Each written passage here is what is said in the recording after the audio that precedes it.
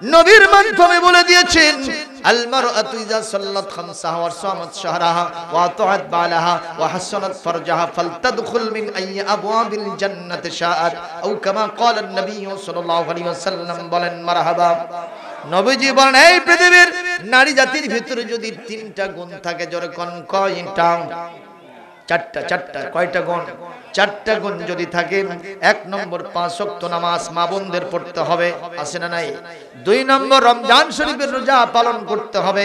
3 নম্বর স্বামীর খেদমত করতে হবে, স্বামীর বৈধ কাজের বৈধ নির্দেশের আনুগত্য করতে হবে। বিধানকার। 3 নম্বর জিনা ব্যভিচার করা যাবে না, বেপরদা উলঙ্গিনী অর্ধলিঙ্গিনী হয়ে রাস্তাঘাটে কখনো বেরোন যাবে না, ওই আলট্রা মডার্ন তারপরে লিপস্টিক মার্কা হয়ে বাইরে যাওয়া যাবে না। পেট খালি, বুক খালি, কপালের উপর এক নোক্তা, লাম খালি মিম খালি নুনের পিঠত এক নোক্তা। কথা কর, লাম খালি মিম খালি নুনের পেটত এক নোক্তা, পেট খালি, বুক খালি, কপালের উপর এক নোক্তা। এই জাতীয় মহিলা এই দেশে নাই। কথা কয় না, কথা কয় না। অথচ নবীজি বলেন আন-নিসাউ আওরাহ, একটা মহিলার মাথা থেকে পা পর্যন্ত পুরা অঙ্গটাই আল্লাহ পাক গুপ্তাঙ্গ বানাইছেন। মারহাবা। মহিলার কোন অঙ্গ প্রত্যঙ্গ বের করে রাস্তাঘাটে বের হওয়ার কোন সুযোগ নাই। তবে অসুস্থ হলে সেটা ভিন্ন কথা। কথা কয় না। আজকাল রাস্তাঘাটে যে মহিলারা বের হয়, অনেকে, সব না, এখনো ফাতেমাতুজ জাহরার উত্তরসূরি অনেক মহিলারা অনেক ঘরে আছে। কথা বলে না বাবা? যে বলে তাদের চেহারা কেউ দেখতে পায় নাই, একটু মহব্বত নিয়ে জোরে সোরে পড়েন আল্লাহুম্মা সাল্লি আলা সাইয়্যিদিনা মাওলানা মুহাম্মদ ওয়া আলা আলি সাইয়্যিদিনা।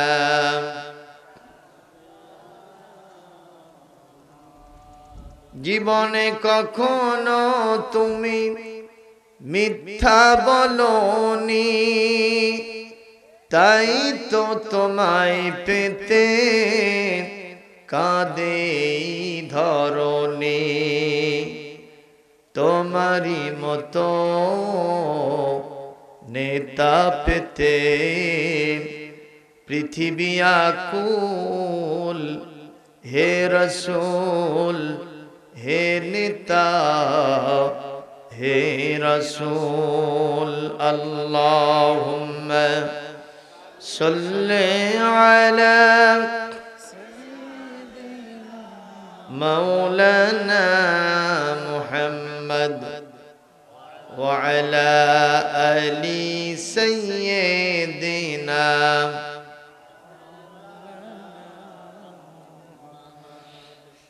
तेरी मेराज थी तो लौह कलम तक पहुँचा, और मेरी मेराज है कि मैं तेरे कदम तक पहुँचा।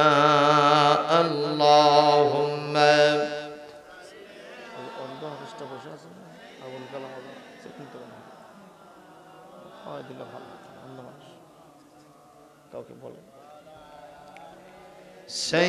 সাইয়্যিদিনা। সবাই বলেন বালাগাল উলা বিকামালিহি কাশাফাদ দুজা বিজামালিহি হাসুনাত জামিউ খিসালিহি সাল্লু আলাইহি। একটু কালেমা পড়েন লা ইলাহা ইল্লাল্লাহ, জোরে লা, মহব্বতের সাথে লা ইলাহা, আরো জোরে লা ইলাহা ইল্লাল্লাহ।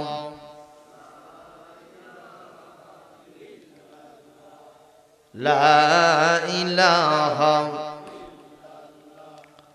আদম নবী সফিউল্লাহ, ইব্রাহিম নবী খলিলুল্লাহ, মুসা নবী কালিমুল্লাহ, ঈসা নবী রূহুল্লাহ, আমার নবীজি হাবিবুল্লাহ, লা ইলাহা ইল্লাল্লাহ,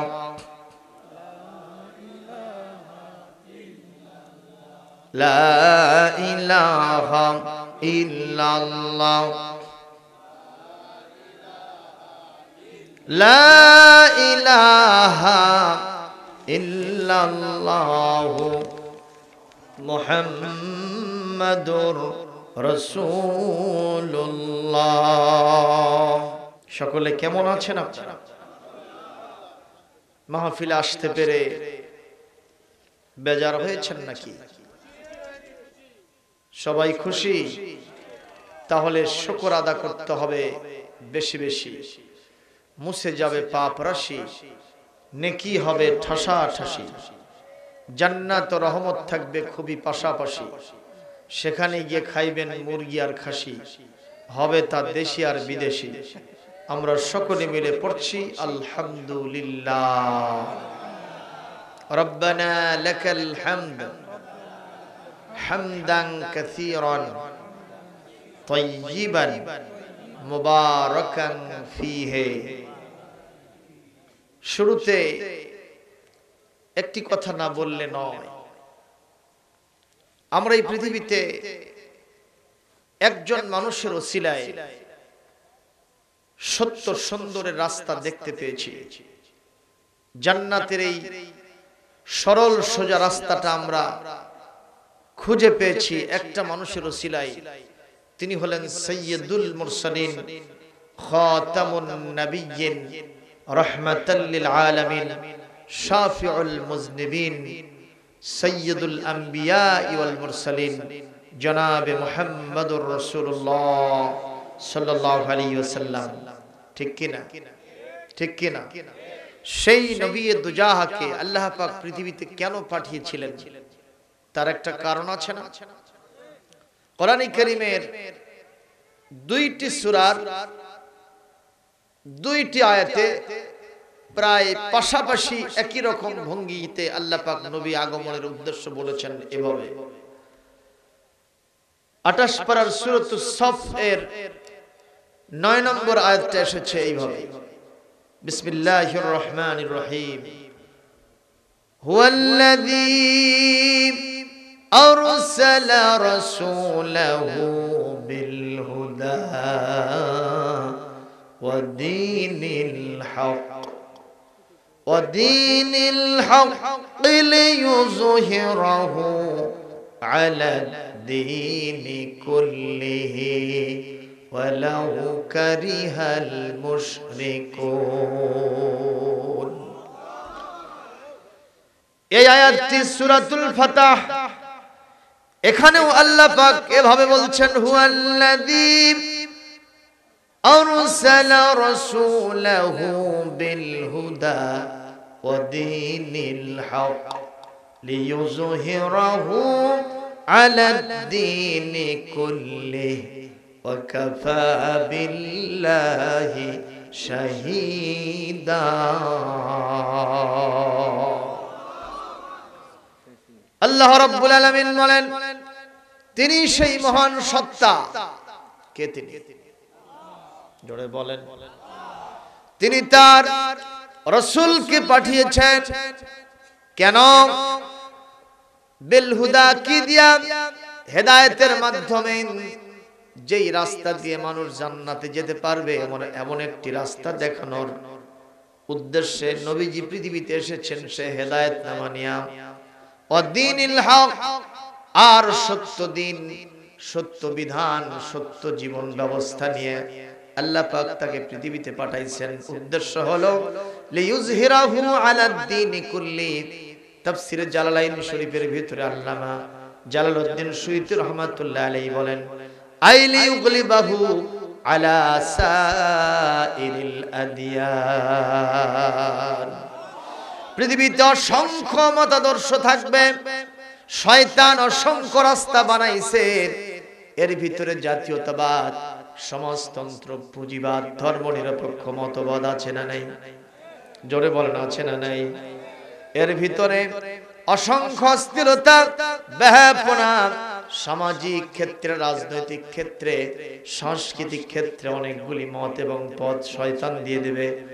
এই পথগুলির উপরে, এই মতগুলির উপরে, এই আদিয়ানি বাতিল মতাদর্শের উপরে ইসলামকে বিজয়ী করার জন্য আল্লাহ পাক তার নবীকে পাঠাইছিলেন। সুবহানাল্লাহ, জোরে বলেন। প্রশ্ন হতে পারে, হুজুর এই আয়াতটা কেন নিয়ে আসলাম? এই জন্য আজকের এই মাহফিলটা, এটা কি দ্বীনে হক না দ্বীনে বাতিল? সবাই বলবেন। এটা সত্য জীবন ব্যবস্থা ইসলামের সমর্থিত কিনা? কথা ইসলাম এই মাহফিলকে সমর্থন করে না? করে। এর পাশে রাস্তার মধ্যে একটা মাহফিল লাগছে, এটা হলো জালিসুর রহমান, আর ওটা হলো জালিসুর শয়তান। কথা বলেন। তাহলে ওইটা কি ইসলাম সমর্থন করে? কথা বলেন। কারণ রাসূল বলেছেন, শাররু বিকাইল আরদি আসওয়াকুহা, পৃথিবীর সকল এই বিশাল ভূখণ্ডের ভিতরে সবচেয়ে নিকৃষ্টতম জায়গার নাম হলো বাজার।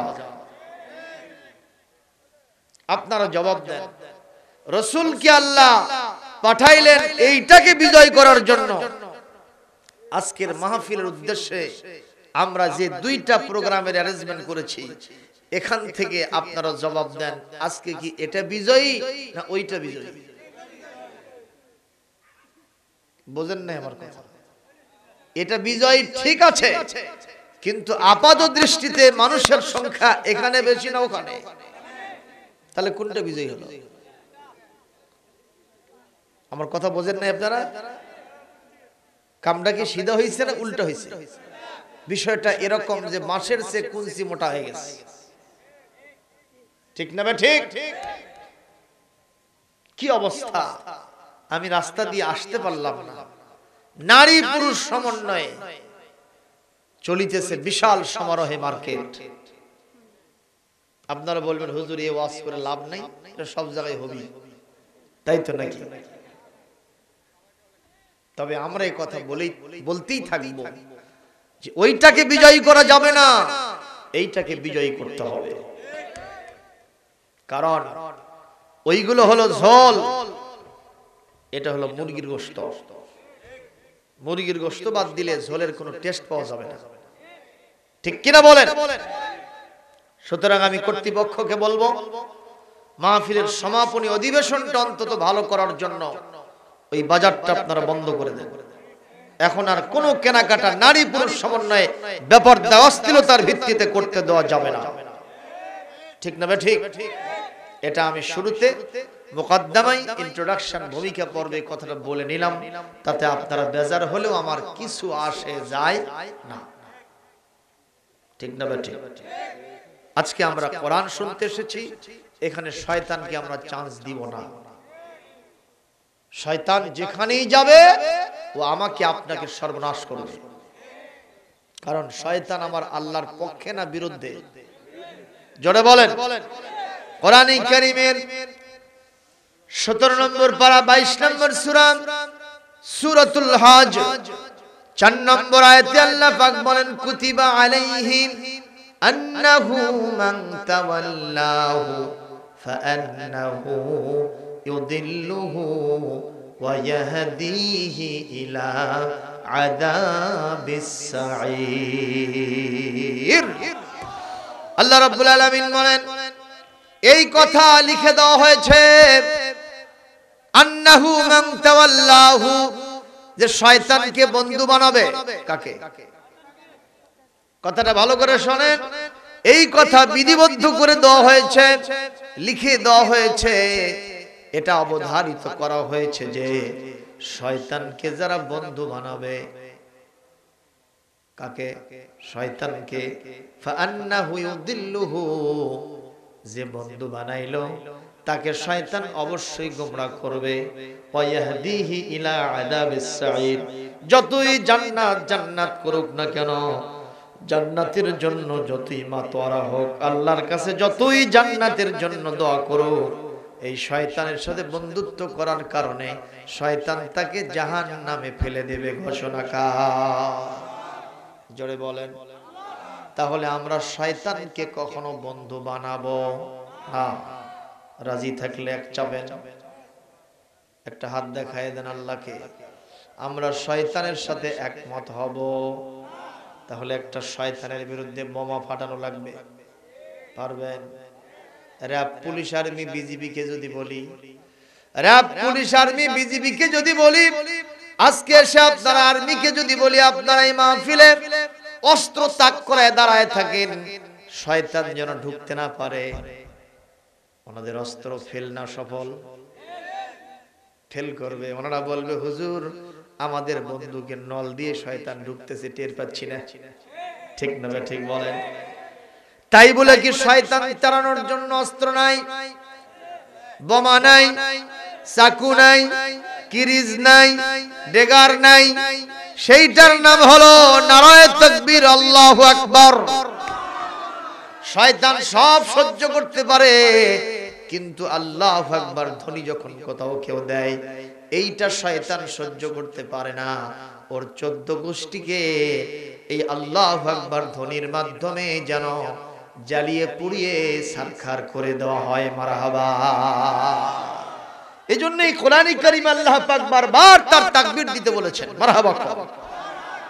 প্রশ্ন হলো হুজুর দলিল আছে কিনা? হ্যাঁ, কোরআন কারীমের সূরাতুল মুদ্দাসসির 3 নম্বর আয়াত, রাব্বাকা ফাকাব্বির, তুমি তোমার রবের নামে তাকবীর দাও। মারহাবা বলেন। কোরআন কারীমের 17 নম্বর সূরা 15 নম্বর পারা সূরা বনী ইসরাইল আয়াত নম্বর 111, সর্বশেষ আয়াতটাতে আল্লাহ পাক বলেন ওয়াকাব্বিরহু তাকবীরা। আল্লাহর নামে তোমরা বেশি বেশি করে বারবার তাকবীর ধ্বনি উচ্চারণ করো। আজকের মাহফিলের শ্রোতাদের জিজ্ঞেস করতে চাই, আল্লাহর নামে তাকবীর দিতে কোনো সমস্যা আছে? তাহলে হাত তোলো।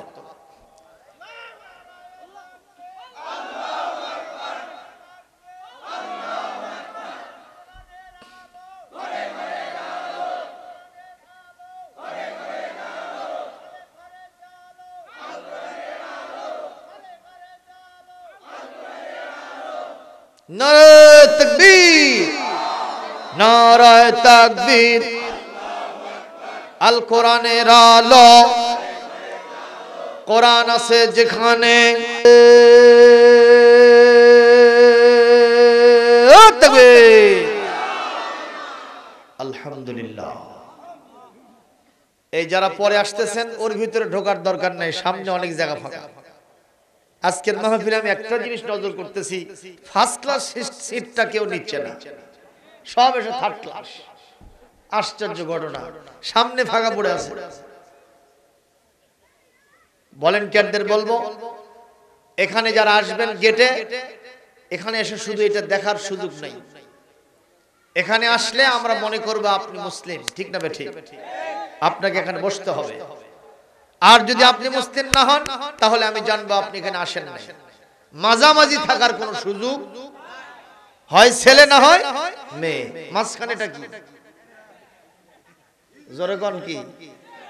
যারা মাঝামাঝি থাকবে ওরা ওই বেকায়দা, ঠিক না ঠিক? আমরা কায়দায় থাকতে চাই, বেকায়দায় থাকিতে চাই না, ইনশাআল্লাহ।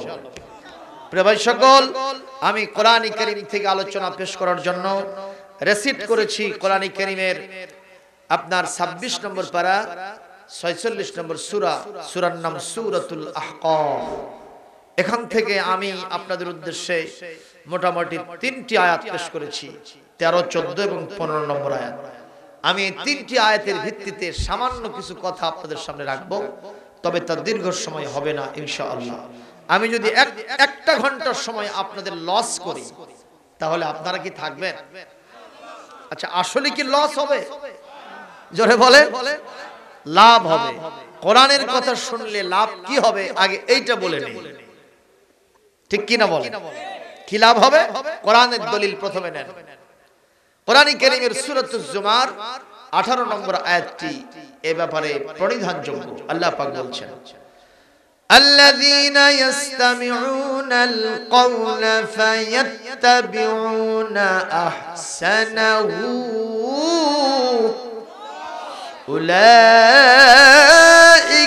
উলাইকাল্লাযীনা হাদাহুমুল্লাহ ওয়া উলাইকা হুম উলুল আলবাব।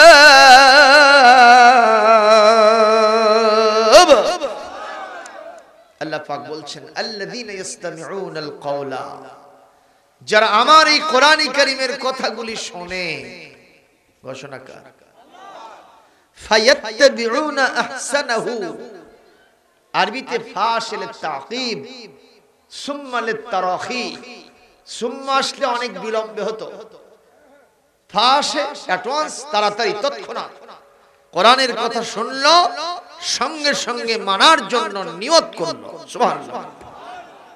তারা কারা? উলাইকাল্লাযীনা হাদাহুমুল্লাহ, আল্লাহ পাক তাদেরকে জান্নাতের রাস্তা দেখাইছেন। সুবহানাল্লাহ। বাড়িতে গিয়ে আরো জোরে, আরো জোরে।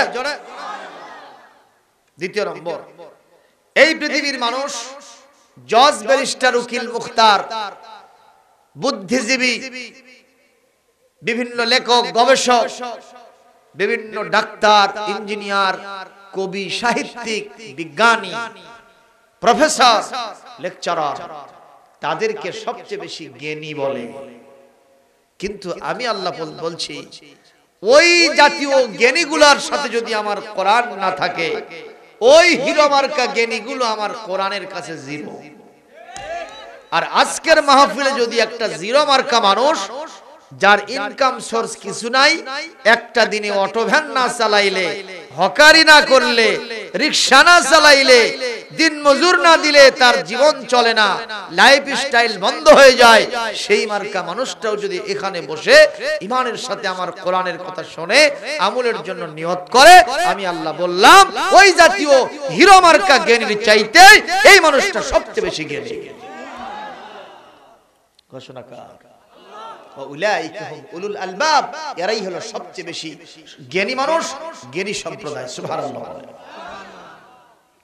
মূর্খ হবেন না জ্ঞানী হবেন? জোরে কর। এই পৃথিবীর কেউ কেউ কয় আলেমদের মাথায় আছে খালি গোবর, কয় না? কয় না? কার মাথায় গোবর আছে প্রমাণ হইছে না হয়নি? একেবারে জিরো হয়ে মাটির সাথে মিশে গেছে। ঠিক না বে ঠিক? কারণ সিয়ারে যে লোকের বসে বসে অভ্যাস, তার পাছার তলে সিয়ার না থাকলে ও বেঁচে থাকা মরা সমান। কথা কয় না বাবা? আবু সালমান, সুতরাং আমরা কোরআনের কথা শুনব। বিশ্ব নবী জনাবে মুহাম্মদুর রাসূলুল্লাহ সাল্লাল্লাহু আলাইহি ওয়াসাল্লাম কোরআন শোনার ব্যাপারে কি বলছেন সেটা এবার শুনেন। নবীজি বলছেন,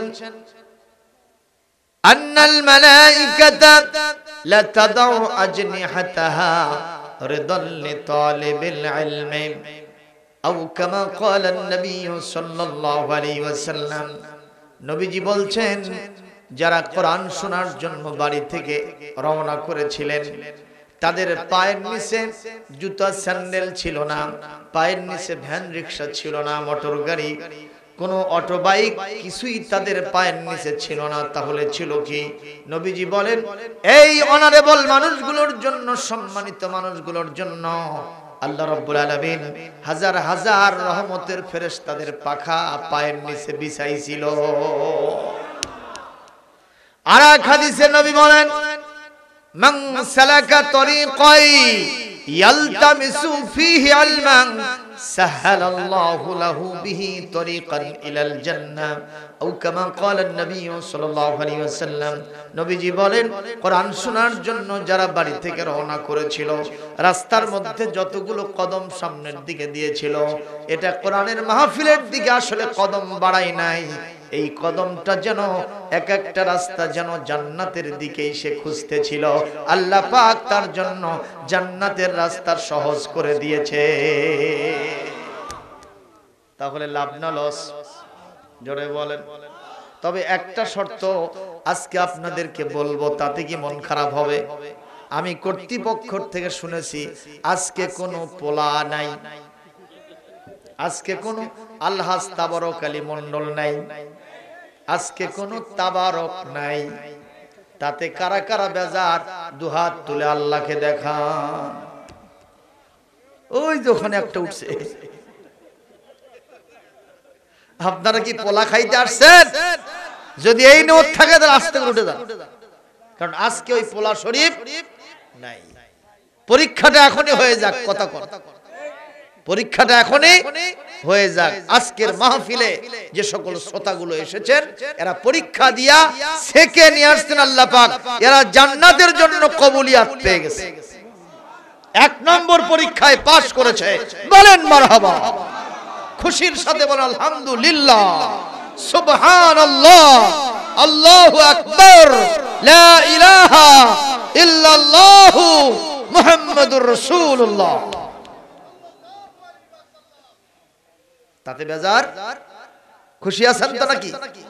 আলহামদুলিল্লাহ।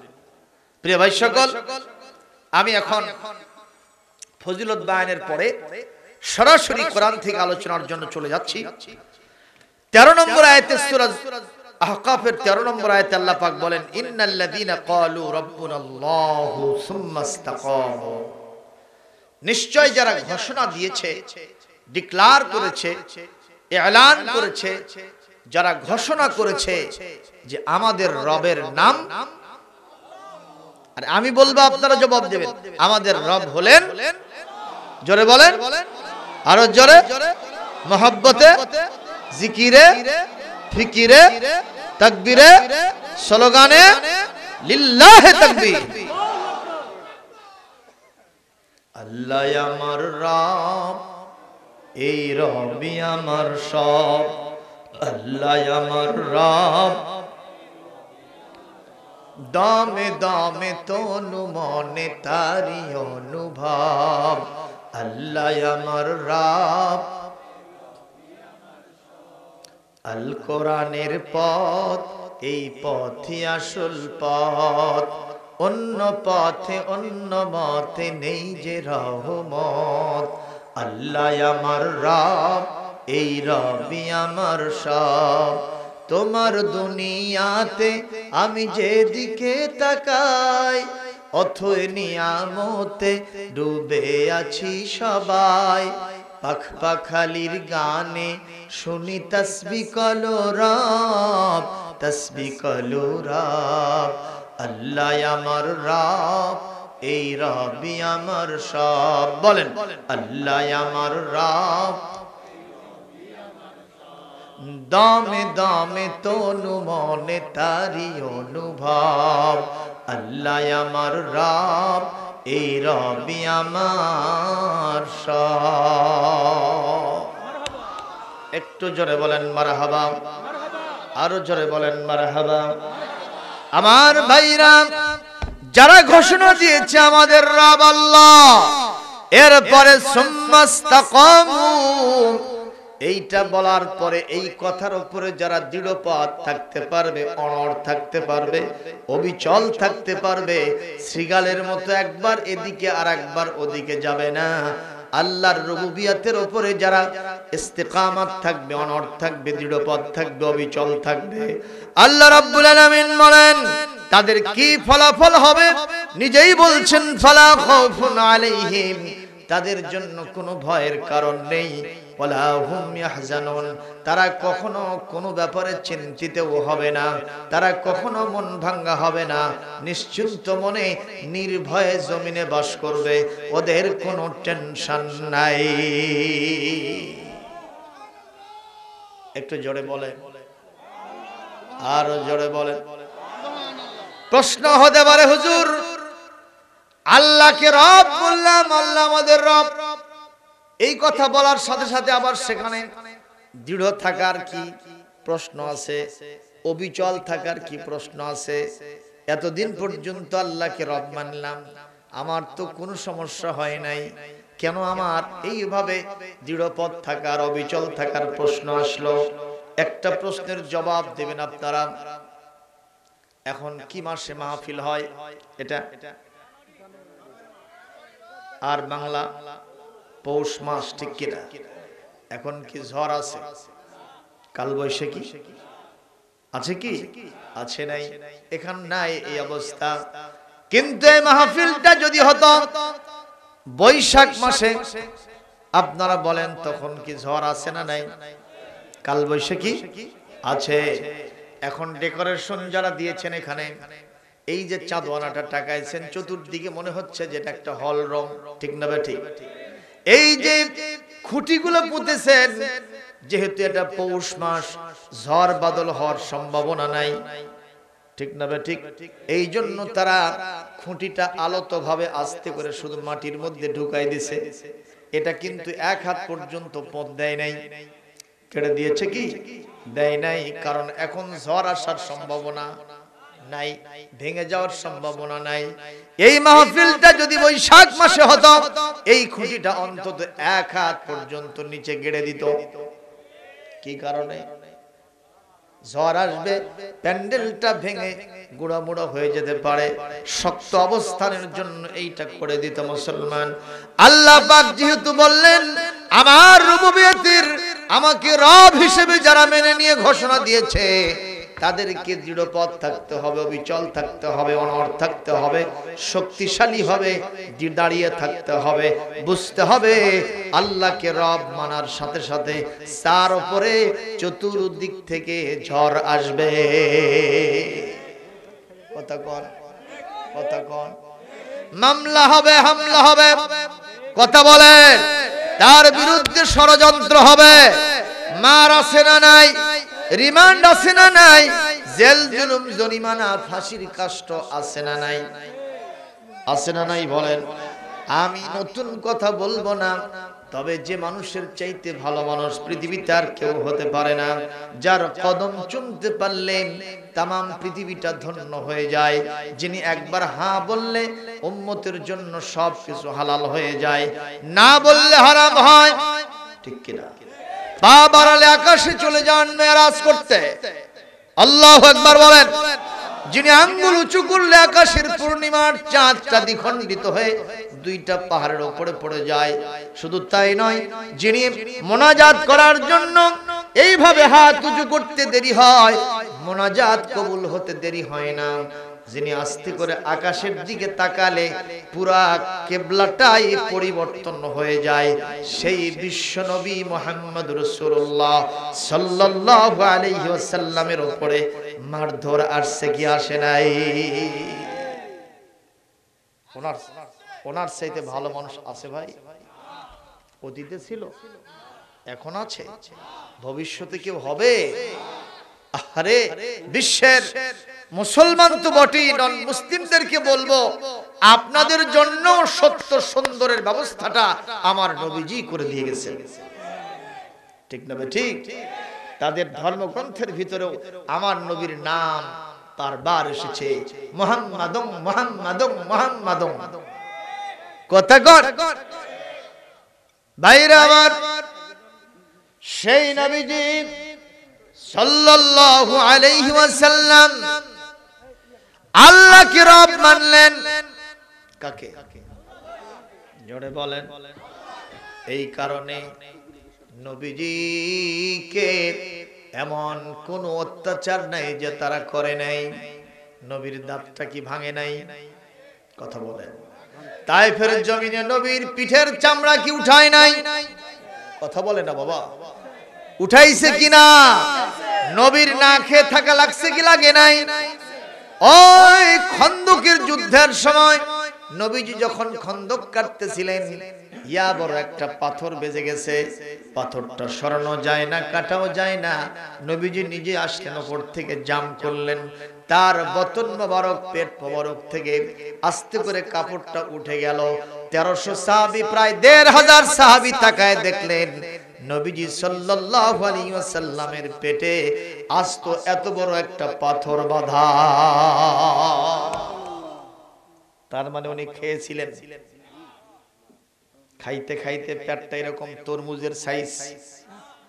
আমাদের হয় না? হয় না? কথা কয়। বিশেষ করে হুজুরদের কম হয়। হ্যাঁ, না না, আসল নকল নাই। হুজুর মানি দাওয়াত, দাওয়াত মানি খাওয়া, খাওয়া মানি গোশত। ঠিক না বে ঠিক? এক গ্রামে গেল, এক বাড়িতে গেল এক হুজুর সাহেব। দাওয়াত খাওয়া শেষ করার পরে মেজবান সাহেব বলতেছে, হুজুর বড় কষ্ট দিলাম। কয় ভাইজান এরকম কষ্ট মাঝে মধ্যে একটু দিয়ে। আল্লাহু আকবার কও। এটা আমরা বলবো, আমরা কোনোদিন দাওয়াত চেয়ে নেই না।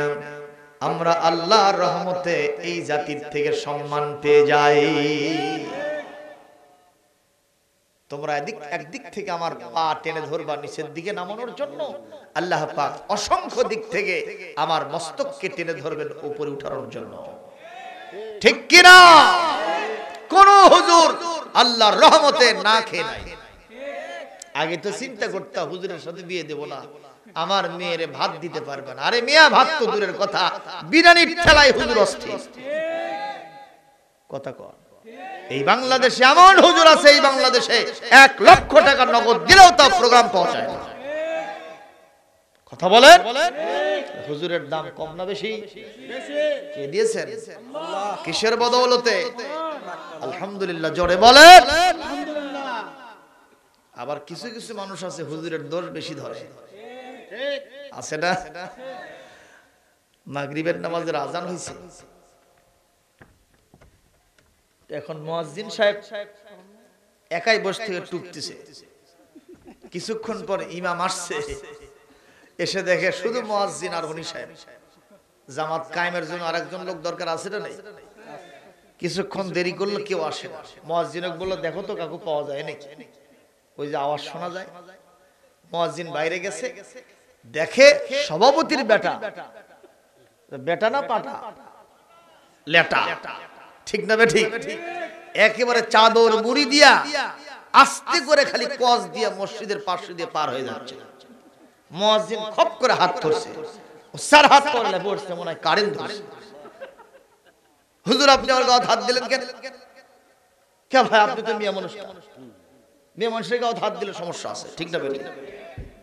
কেন আপনি হাত দিয়েছেন মানে? ভাই চান্স জীবনে তো কোনোদিন পাই না, একটা লোক হলে জামাত কায়েম হয়। হুজুর সমস্যা আছে, ফেলে দেন তো। কি সমস্যা?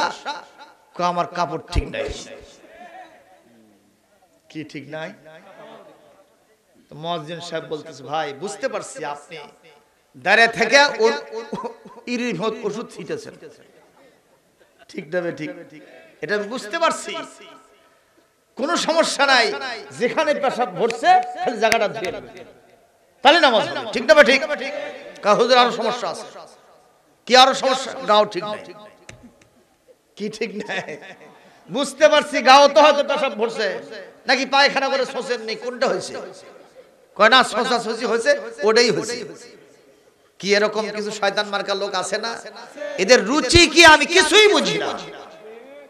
সেদিন আসতেছিলাম প্রোগ্রাম করে জামালপুর থেকে ওদিকে এক জায়গায় ফিলিং স্টেশনে, সেখানে গিয়ে আমি ওই যে মেহেরপুর থেকে আসলাম, যশোর থেকে আসলাম, ওই মুহূর্তে ফিলিং স্টেশনে একটু প্রসাব করতে গেলাম। প্রসাব করার পরে ঢিলা কুলুপ নিয়ে একটু ঘোরাঘুরি করলাম, সুন্নত তরিকা ইস্তেঞ্জা সারলাম। আরেকজন রে বাবা কি রকম সাহেব হইছে, ওখানে এসে দাঁড়িয়ে থেকে কাম সারলাম। আপনি বলেন এইভাবে এই পেশাবগুলো নিচে পড়তেছে, তার গায়ে লাগতেছে না? তার কাপড় চোপড় মেখে যাচ্ছে না? কোন প্রকার ধোয়া মোছা নাই, সেন লেগে দিয়ে বাবুগিরি করে চলে গেল। এরা কি আল্লাহই জানে। তুমি যতই নামাজ পড়ো, যতই রোজা করো, হজ করো, যাকাত দাও, বিশ্বনবী সাল্লাল্লাহু আলাইহি ওয়াসাল্লাম মাররা আলা কবরাইনে, বিশ্বনবী দুইটা কবরের পাশে দিয়ে যাচ্ছিলেন। হুজুর বললেন, ইন্নাহুমা লা ইউআযাবান, এই দুইজনকে কবরের শাস্তি দেওয়া হচ্ছে। ওমা ইউআযাবানি ফি কাবীর, হুজুর বললেন কোন কবিরা গুনার কারণে শাস্তি হচ্ছে না। আমার নবীজি তার অন্তরের চক্ষু খুলে দিয়েছেন কে? তিনি বললেন এই দুইটা কবরের বাসিন্দার উপরে কি হচ্ছে? আযাব চলতেছে। সাহাবীরা বলেন হুজুর কবিরা গুনাহ? কয় না, অমায়ু আযবানে ফি কবির, কোন কবিরা গুনার জন্য হচ্ছে না। কি জন্য? একজন লা ইস্তানজিহু মিনাল বাউল, পেশাব করে সেই পেশাব থেকে ঠিকমতো পবিত্রতা হাসিল করত না, দাঁড়ে থেকে কাম সারত। কথা বলেন ঠিক না বেঠিক? এইটার কারণে তার আজকে সেখানে শাস্তি হইতেছে। আর 2 নম্বর আর একজনের শাস্তি হলো ওকানা ইয়ামশি বিন নামিমা, সে সব সময় মানুষের গিল্লাচারি করে বেড়াইতো। মানুষের দোষ একজনের কাছে আরেকজনের কাছে গিয়ে একজনের কথা বলে ফেলতো। গ্রাম বাংলায় আছে একটা কথা, দোষের কথা, কোনো খারাপ কথা কারো সম্পর্কে শুনলে 5 মিনিটের মধ্যে গোটাটা গ্রাম সাইর করে ফেলবে। এরকম টোটো কোম্পানির ম্যানেজার এই এলাকায় আছে না নাই? এই কোয়ালিটি সম্পন্ন ব্যক্তি, এই জাতীয় লোকের আজকে এখানে শাস্তি হইতেছে। হুজুর বললেন একটু খেজুরের ডাল নিয়ে আসো। আল্লাহর নবীর কাছে একটা খেজুরের ডাল দেওয়া হলো। ফাশাকা, বিশ্ব নবী সেই খেজুরের ডালটা দুভাগ করে 2টা কবরের উপরে গেড়ে দিলেন। তিনি বললেন ততক্ষণ পর্যন্ত তাদের আযাব হবে না মা লাম ইয়াইবিসা, যতক্ষণ পর্যন্ত এই খেজুরের ডাল দুটো না শুকনা হবে। সুবহানাল্লাহ। বাড়িতে গিয়ে বলেন, আরো জোরে বলেন। আমরা যে খেজুরের ডাল দেই এটা কি রাসূলের সুন্নাত না? অনেকে দেখা যায় শুকনো খেজুরের ডাল দেয়। কামটা কি সিধা হলো না উল্টা হলো? খবরদার এটা করবেন না। কষ্ট পাইলেন ভাইয়া? তাহলে আমরা প্রসাব করে পবিত্রতা হব না? হব না। দাঁড়িয়ে থাকা পোশাক করার কোনো সুযোগ নাই। হ্যাঁ, আপনার যদি পায়ে সমস্যা থাকে, আপনি বসতে পারেন না, সেটা ভিন্ন জিনিস। কিন্তু আপনি এমন স্কিন প্যান্ট পরেছেন, ওইটা নিয়ে বসলে আরো খালি ফাটাফাটি। ঠিক না? ঠিক। এইটাও পরা যাবে না। লিবাসুত তাকওয়া, ঢিলা ঢালা পোশাক থাকতে হবে ইমানদারদের বিধানকার। ইমাম মুয়াজ্জিন সাহেব বলতেছে ভাইজান ওটারও সমাধান আছে, আপনি একটু ধুয়ে নেবেন ওই জায়গা, আপনার জন্য নামাজ হবে, কোনো সমস্যা নেই। কয় হুজুর আরো সমস্যা আছে। কি সমস্যা? আমার মনই ঠিক নেই।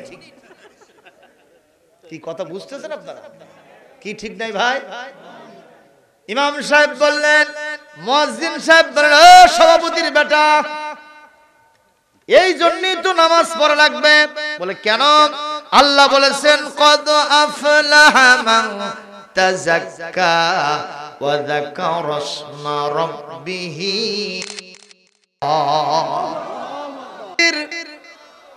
সেই ব্যক্তির অন্তর পরিষ্কার যে ব্যক্তি আল্লাহর নাম স্মরণ করে নামাজ আদায় করেছে।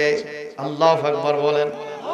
আর যার অন্তর পরিষ্কার সে ব্যক্তির জন্য জান্নাতটাও পরিষ্কার। ঘোষণাকার কোরআন কারীমের 30 পারার সূরাতুল আ'লা একেবারে শেষের দিকে আল্লাহ রাব্বুল আলামিন এই কথাটা বলেছেন। কষ্ট হয় নাকি আপনাদের? মুসলমান মুয়াজ্জিন সাহেব বলতেছে ভাইজান আপনি যে কয়টা প্রশ্ন করছেন সবগুলোর জবাব দিলাম, নামাজের সময় চলে যায়। চলুন চলুন, আপনি হলে একটা সুন্দর জামাত সুন্নত তরিকায় কায়েম হবে, চলেন আপনাকে যেতে হবে। এইবার সভাপতির বেটা বলতেছে হুজুর আরো সমস্যা আছে। সেই সমস্যা শুনবেন না? শুনবেন না? মুয়াজ্জিন কান তাক করছে, ভাই আর কি সমস্যা? কয় হুজুরি ঠিক নাই। কে ঠিক নাই? তাহলে সর্বশেষে আছে কার ঘাড়ে দোষ চাপায় দিল? এই সমাজের লোকেরা কোথাও যদি কোনো কিছু ঘটে যায়, কোথাও যদি কেউ দোষী না হয়, সর্বশেষে গিয়া হুজুর হয়। ঠিক না বেটি? যত দোষ নন্দ ঘোষ, সত্যটা বললেই দোষ। যত দোষ নন্দ ঘোষ, সত্যটা বললেই দোষ। করলে অন্যায়ের প্রতিবাদ, নামটা হবে তোমার মৌলবাদ। এই পেন্টাগনে হামলা হলো, দোষীকে নাচে না গেল। পেন্টাগনে হামলা হলো, দোষীকে নাচে না গেল।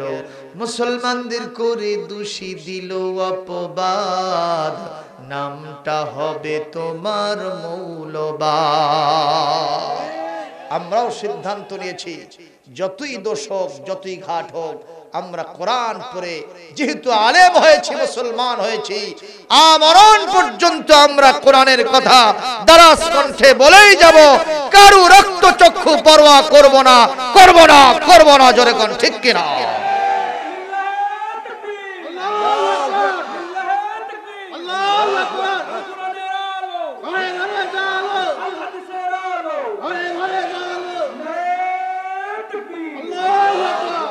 ঠিক না ঠিক বলেন ভাইরা আমার।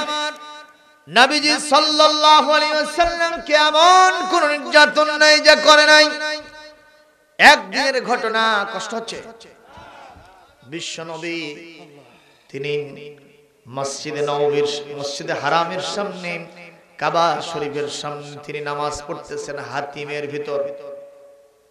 কার ভিতর? কাবার উত্তর পাশে একটা জায়গা আছে যার নাম হাতিম। এরকম ছোট ওয়াল দিয়ে ঘেরা আছে। হজ করেছেন তো? যারা হজ করেছেন একটু হাত তোলেন। আমার কথার সাথে একটু একমত হলে হাতটা তুলে দেখান। কাবার উত্তর পাশে ছোট্ট ওয়াল দিয়া এরকম ঘেরা আছে, ওই জায়গার নাম কি? হাতমুম মিনাল কাবা, আই কিতাতুম মিনাল কাবা।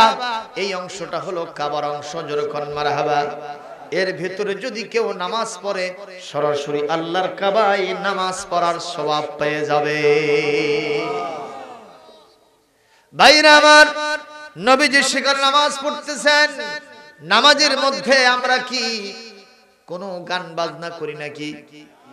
নামাজের মধ্যে আমরা কি পড়ি? কোরআন পড়ি। কথা বলেন। নামাজের মধ্যে কি পড়ি? কোরআন পড়তেছেন নবীজি আমার। আর রহমান আল্লামাল কোরআন খলাকাল ইনসানা আল্লামাহুল বায়ান। ইযা ওয়াকাআতিল ওয়াকিআতু লাইসা লিওয়াকাআতিহা কাযিবা খাফিদাতুর রাফিআ ইযা রুজ্জাতিল আরদু রাজ্জা ওয়াবুসাতিল জিবালু বাসসা ফাকানাত হাবাআম মুনবাসসা। আল্লাহর নবীর তেলাওয়াত আর আমাদের তেলাওয়াত দুইটার মধ্যে পার্থক্য আছে না নাই? নবীর তেলাওয়াত হবে অন্তত লিয়াকুত আলীর মতোই, আর আমাদের তেলাওয়াত আমাদের যে প্যান প্যানের সুর নবীর সুরের সাথে কখনো পারবে না। কথা বলেন ঠিক না ঠিক? এটা তো তিনি তেলাওয়াত করতেছেন যার উপরে আল্লাহ পাক কোরআনটা নাজিল করেছেন। সুবহানাল্লাহ। মুসলমান যখন কোরআনের তেলাওয়াত শুনে তখন তাদের ভালো লাগে না, কিন্তু খারাপ লাগে কাদের? কোরআন একটা মিষ্টি কিতাব, ঠিক কি না? কোরআনের আলোচনা, কোরআনের তেলাওয়াত এটা হলো মিষ্টি, ঠিক না? কিন্তু যদি কারো কাছে এটা তিতা লাগে, তার দৃষ্টান্ত কেমন? যাকে সাপে দংশন করেছে, যাকে সাপে দংশন করেছে, অথচ ওঝার কাছে নিয়ে যাওয়া হলো, ওঝা তাকে একটা রসগোল্লা খাইতে দিল। সাপোজ কি দিল ভাই? কথা বলেন তো। এখন জুতো খুলে নিয়ে ওঝার দিকে তেড়ে গেছে, তুমি আমার মুখে এই নিম গাছের সব পাতাগুলো পিষা গোল্লা বানায় মুখের ভিতরে ঢুকছো, ঢুকাই দিছো। আসলে দেশে এশিয়ার মিষ্টি। কিসের মিষ্টি? আর ওর কাছে লাগলো নিমের পাতার গোল্লা। কি কারণে? আপনারা জবাব দেন। শুধু সাপ দংশনই করেনি, বিষটাও জনমের মতো টাইট করে ঢুকে দিয়েছে। ঠিক না ঠিক? অনুরূপ ভাবে কোরআনের কথা মিষ্টি, এটা তিতা নয়। যদি কারো কাছে তিতা লাগে বুঝতে হবে বিষধর শয়তান শুধু দংশনই করে নাই, বিষটাও টাইট করে ঢুকায় দিয়েছে। সুতরাং ইমানদার যারা, তাদের কাছে কোরআনের কথা ভালো লাগবে। এলাকার ভিতরে যে সমস্ত মুসলমান আছেন, বাসা বাড়িতেই কোরআনের কথাগুলো শুনতেছেন, আমি হাতে পায়ে ধরে বলবো কোরআনের বিপক্ষে যাবেন না। কোরআনের সাক্ষী আপনাদের বিপক্ষে চলে যাক, এটা আমি চাই না। কিয়ামতের দিন আল্লাহ রাব্বুল আলামিন এই কোরআন দিয়ে আপনার বিরুদ্ধে আল্লাহর আদালতে মামলা দায়ের করবেন। وقال الرسول يا ربي ان قوم اتخذوا هذا القران مهجورا। কোরআনে কারীমে 19 নম্বর পারা 25 নম্বর সূরা সূরাতুল ফুরকানের 30 নম্বর আয়াতে আল্লাহ পাক বলেছেন, নবীজি আমার দরবারে আদালতে মামলা দিয়ে বলবেন, হে আমার রব, এই জাতি আমার কোরআনকে পরিত্যাগ করেছিল। এমন কি চাঁদমারি ঘাটের এই মাহফিলে এখানে হচ্ছিল, আশেপাশের লোকেরা আরামের ঘুম ঘুমাইছে, বিভিন্ন শয়তানি আড্ডায় সময় কাটাইছে, অথচ এখানে আসে ওয়াজ শুনে নাই। কাল কিয়ামতে আপনার জন্য কোরআনটা কাল হয়ে দাঁড়াবে। ঠিক না ঠিক? কোরআনের ব্যাপারটা এমন, এক ফোঁটা বৃষ্টি যদি পড়ে ধুলোয় ধুলো উড়ে যাবে আর পানিতে পানি ভাসবে। ঈমানদাররা কোরআনের ব্যাপারে পানির মতোই ফায়দা পাবে। রাহমাতুল লিল মুমিনিন ওয়ালা ইয়াজিদুজ জালিমিনা ইল্লা খাসারা। এই কোরআন জালেমদের ক্ষতির পরিমাণ বাড়ায় দেবে আর ঈমানদারদের জন্য রহমতের মালামাল আর বন্যা বয়ে দেবে। সুবহানাল্লাহ, জোরে কর। সুতরাং কোরআন থেকে দূরে থাকার কোনো সুযোগ নাই। সকল মুসলমানদেরকে উদাত্ত আহ্বান করছি, মেহেরবানি করে আপনারা এখানে চলে আসেন। এই যুবক ভাইরা যারা দাঁড়িয়ে আছো, তোমরা একটু বসো ভাইরা, বসো। বসলে ফায়দা পাবা ইনশাআল্লাহ। আপনাদের কষ্ট হচ্ছে কিনা? এই যে সামনের দিকে আসো, সামনের দিকে জায়গা এখানে ফাঁকা আছে। প্রিয় ভাইরা আমার, বিশ্বনবী সাল্লাল্লাহু আলাইহি ওয়াসাল্লাম কোরআন তেলাওয়াত করতেছেন। ইন দ্য মেন টাইম জারস সন্তান খ্যাত নাম হলো ওয়ালিদ বিন মুগীরা। কি নাম? সবাই বলে ওয়ালিদ বিন মুগীরা। সে যে জারস সন্তান, পিতৃ পরিচয়হীন অবৈধ সন্তান, এ কথা আমি আব্দুস সালাম বলছি না, এ কথা বলতেছেন আল্লাহর রহমান। সূরা কলম 13 নম্বর আয়াত। উতুল্লিম বাদা যালিকা জানিম। সে উদ্ধত স্বভাবের ছিল, আবার অপরপক্ষে সে পিতৃ পরিচয়হীন অবৈধ জারস সন্তান ছিল। বলেছেন আমার আল্লাহ। জোরে কোন মারহাবা, বলেন আল্লাহু আকবার। এ আসছে আমার নবীর কাছে, এসে বলতেছে তার চালাচামুন্ড বিশাল বাহিনী, তাদেরকে বলতেছে মুহাম্মদ তেলাওয়াত করতেছে, এটা আমার কানের মধ্যে তিতে লাগতেছে। কি লাগতেছে? এই মুহূর্তে ঘোষণা দিলাম, কে পারবা মুহাম্মাদের তেলাওয়াতটা বন্ধ করে দিতে? শুধু তাই নয়, যদি তোমরা পারো মুহাম্মাদের গলায় গামছা লাগাও আর সেই গামছাটা উল্টা পাল্টা করে টান দাও।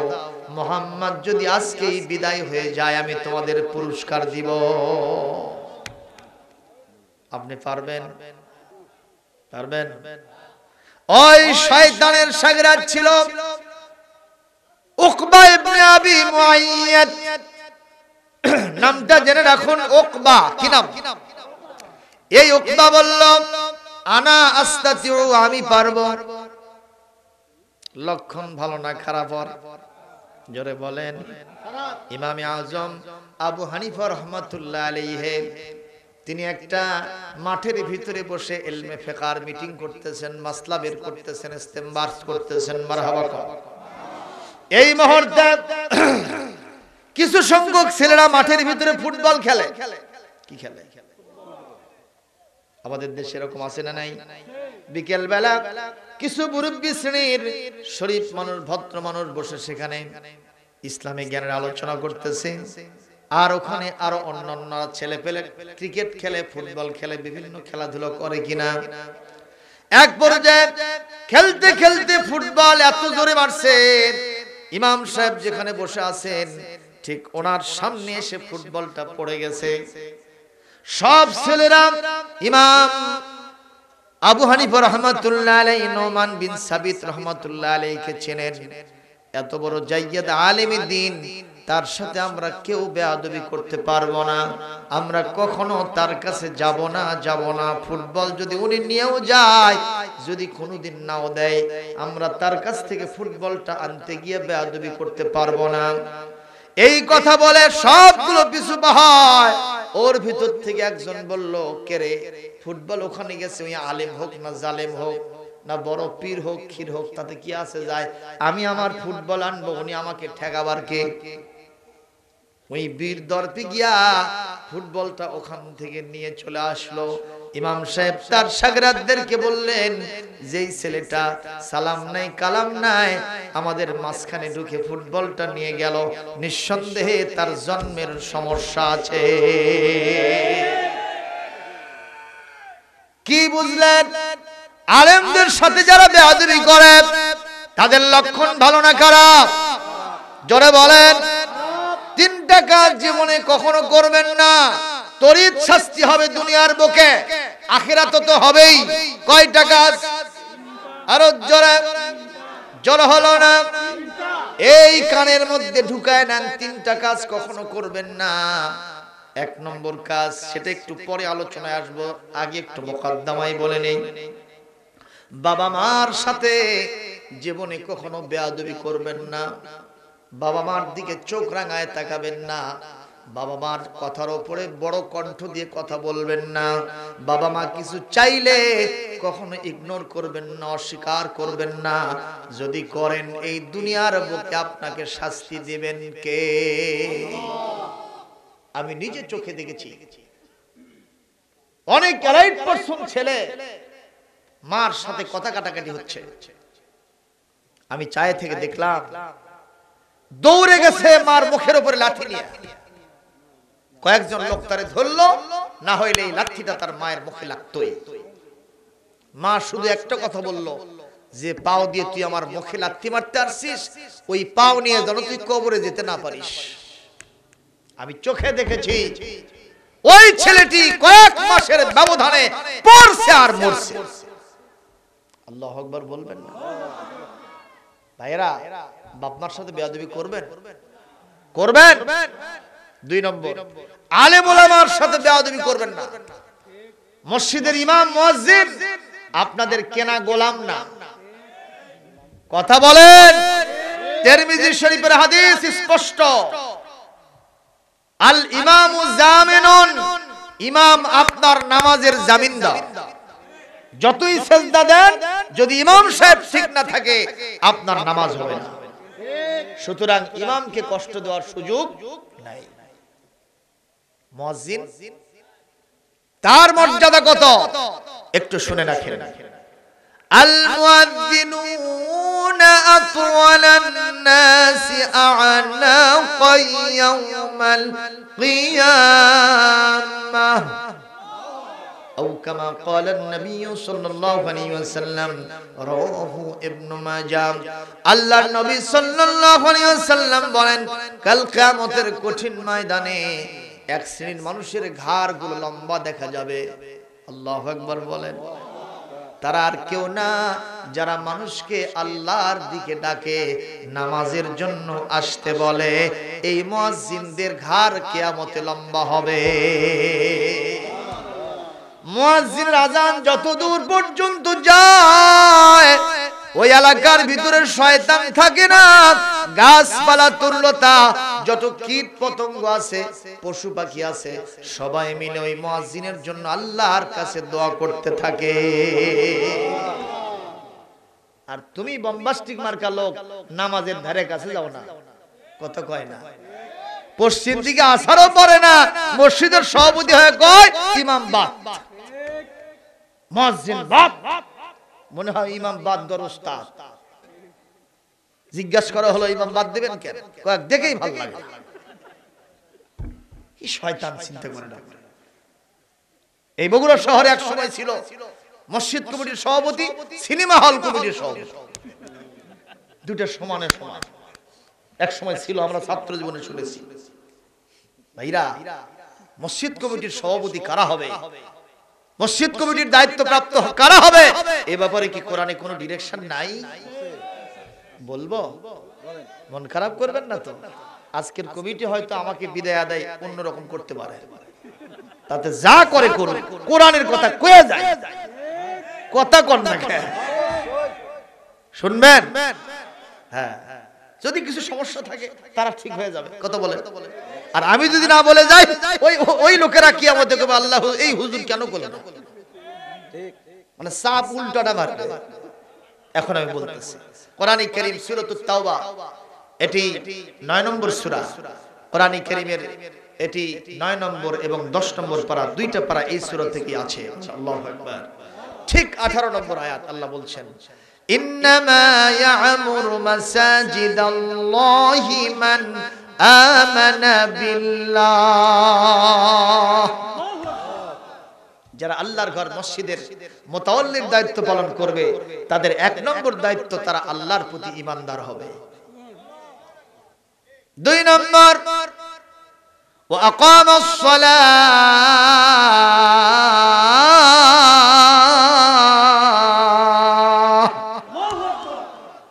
নামাজ প্রতিষ্ঠা করবে। ঠিক না বেঠিক? উনি মিটিং সিটিং এর সেই রকম ইসলামী জালসা এসে হুজুরের মাইক করে নিয়ে হুজুর স্টপ করে দিয়ে উনি বলতেছে নামাজ ছাড়া গতি নাই। রাতের বেলায় খাওয়া দাওয়া হবে না যতক্ষণ পর্যন্ত নামাজ হবে না। তো যখন নামে গেল, সেলাসামুন্ডা তো থাকে, জিজ্ঞাসা করলো, ভাই আপনার নেতা বোধহয় 1 ওয়াক্ত নামাজ জীবনে কামাই করে না, তাহাজ্জুদ ছাড়ে না, এরপরে আওয়াবিন ছাড়ে না, চাষ ছাড়ে না, ইশাক ছাড়ে না। কয় হুজুর আস্তে করে কান্ডা লাগান, 3 দিন ধরে ঘুরিচ্ছি, 1 রাকাতও পড়তে দেখিনি। এরকম আছে না নাই? জোরে কোন আছে না নাই? আল্লাহ বলছেন আকামাস সালাহ, নামাজ পড়তে হবে। তাহলে আকামাস সালাহ, নামাজ প্রতিষ্ঠা করতে হবে। আল্লাহু আকবার। 3 নম্বর ওয়া আতাজ যাকাত,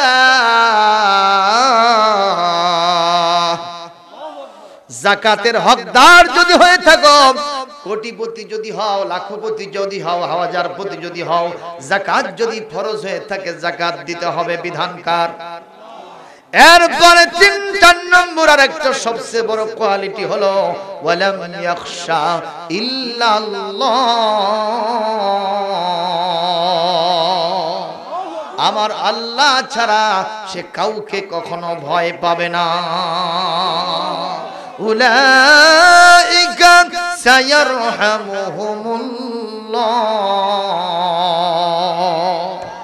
এরা এমন সব মানুষ আল্লাহ পাক তার রহমতের চাদর দ্বারা এই মসজিদ কমিটিকে ঘিরে রাখবে। সুবহানাল্লাহ, জোরে বলেন। কষ্ট হচ্ছে নাকি?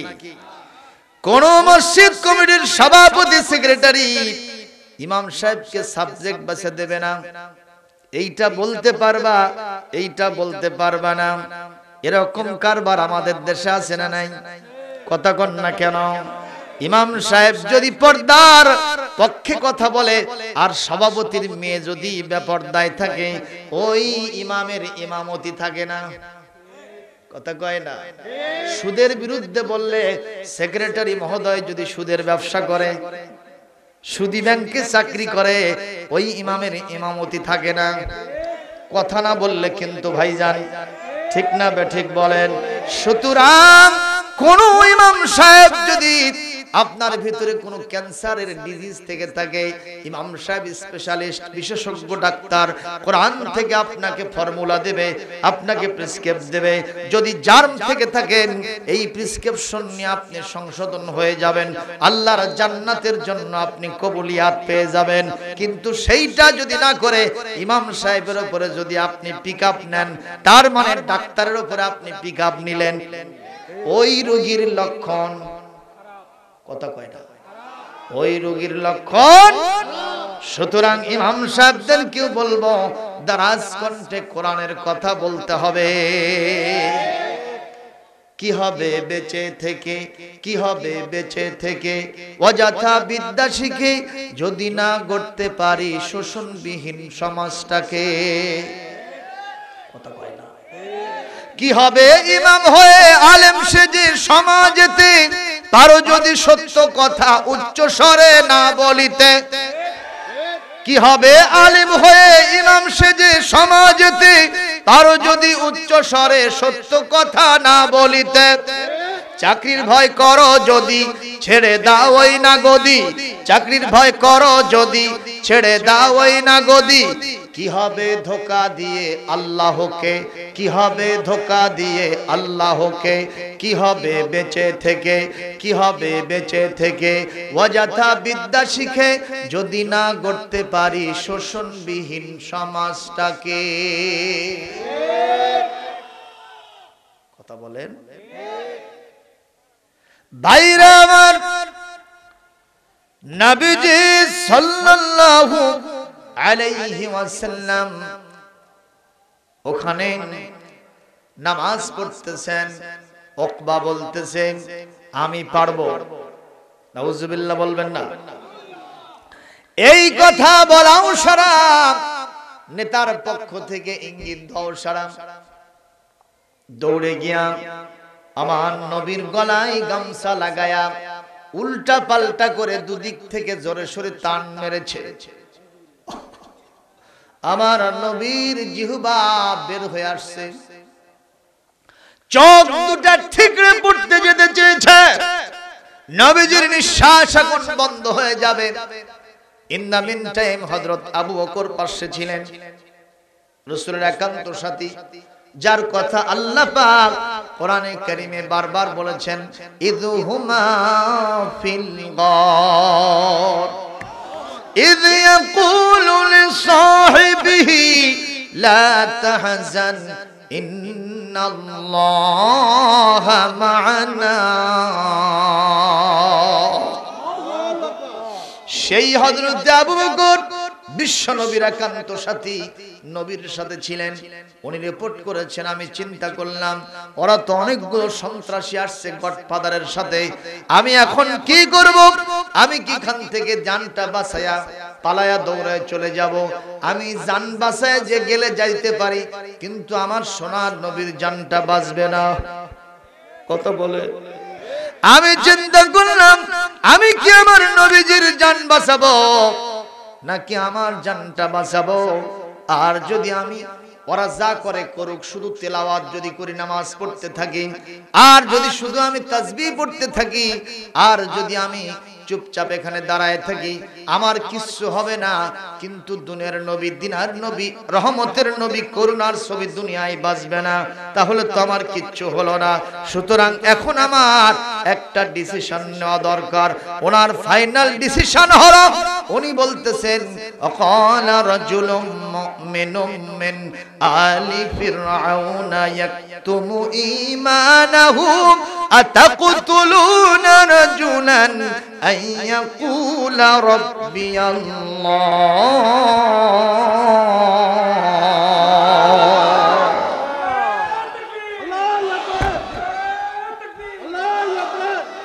আমার ভাইরা, হযরত আবু বকর সিদ্দিক রাদিয়াল্লাহু তাআলা আনহু বললেন, আতাকতুলুনা রাজুলান আন ইয়াকুলা রাব্বিয়াল্লাহ, এমন একটা মানুষকে তোমরা হত্যা করতেছো, আমি আপাত দৃষ্টিতে তার কোনো গুনাহ দেখি না, অপরাধ দেখি না। আছে কোনো অপরাধ? আমি তো তার কোনো অপরাধ দেখি না, আমি তো তার কোনো গুনাহ দেখি না, আমি তো তার কোনো খারাপই দেখি না। যদি তার অপরাধ হয়ে থাকে, একটা মাত্র অপরাধ, উনি ঘোষণা দিয়েছেন আমার রব আল্লাহ। এইটা বলার কারণে তোমরা তাকে মারতেছো, আর আমি তাকে ছেড়ে দিব, তা হতে পারে না। এই কথা বলে আল্লাহর উপরে তাওয়াক্কুল করে হযরত আবু বকর ভেতরে ঢুকে পড়লেন।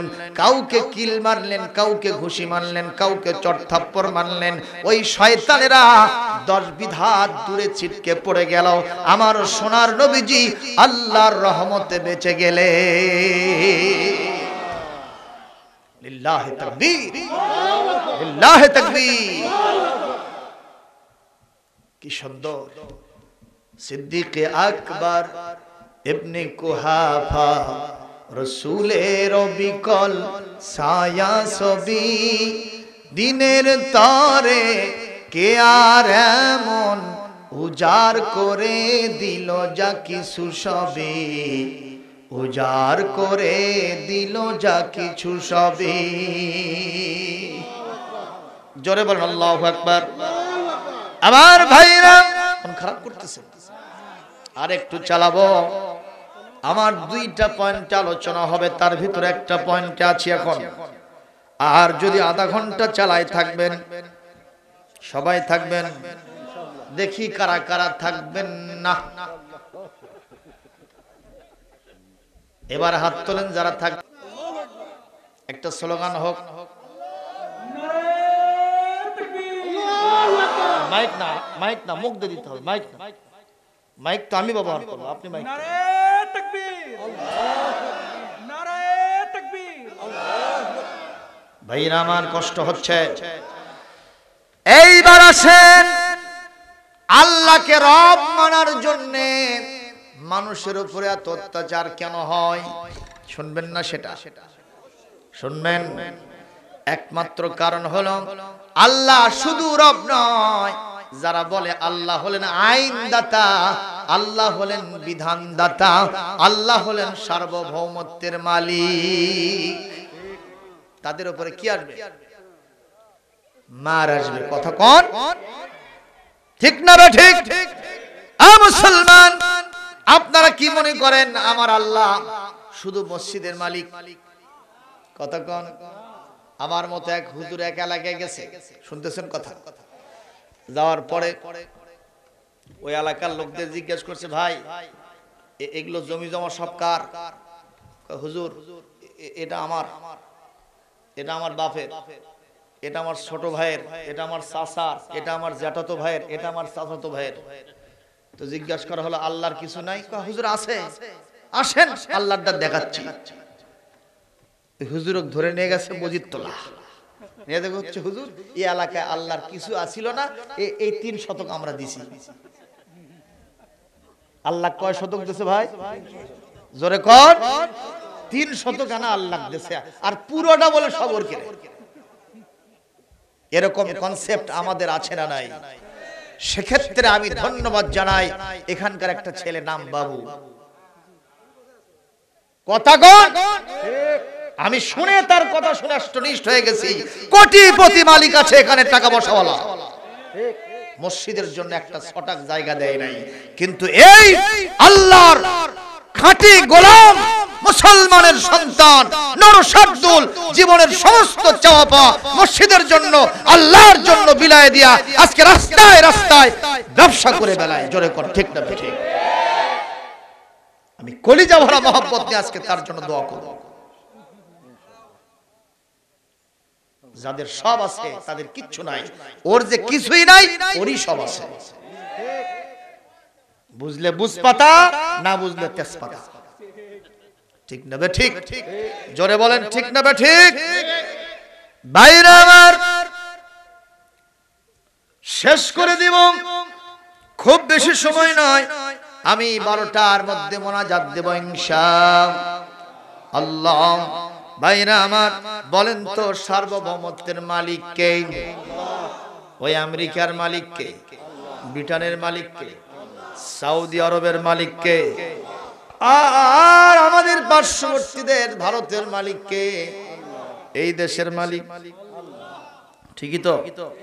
ইনশাআল্লাহ সব কিছুর যিনি মালিক, আইন চলবে তার। ঠিক না বে ঠিক? একথা আমি আব্দুল সালামের নয়, একথা কোরআনে আছে না নাই?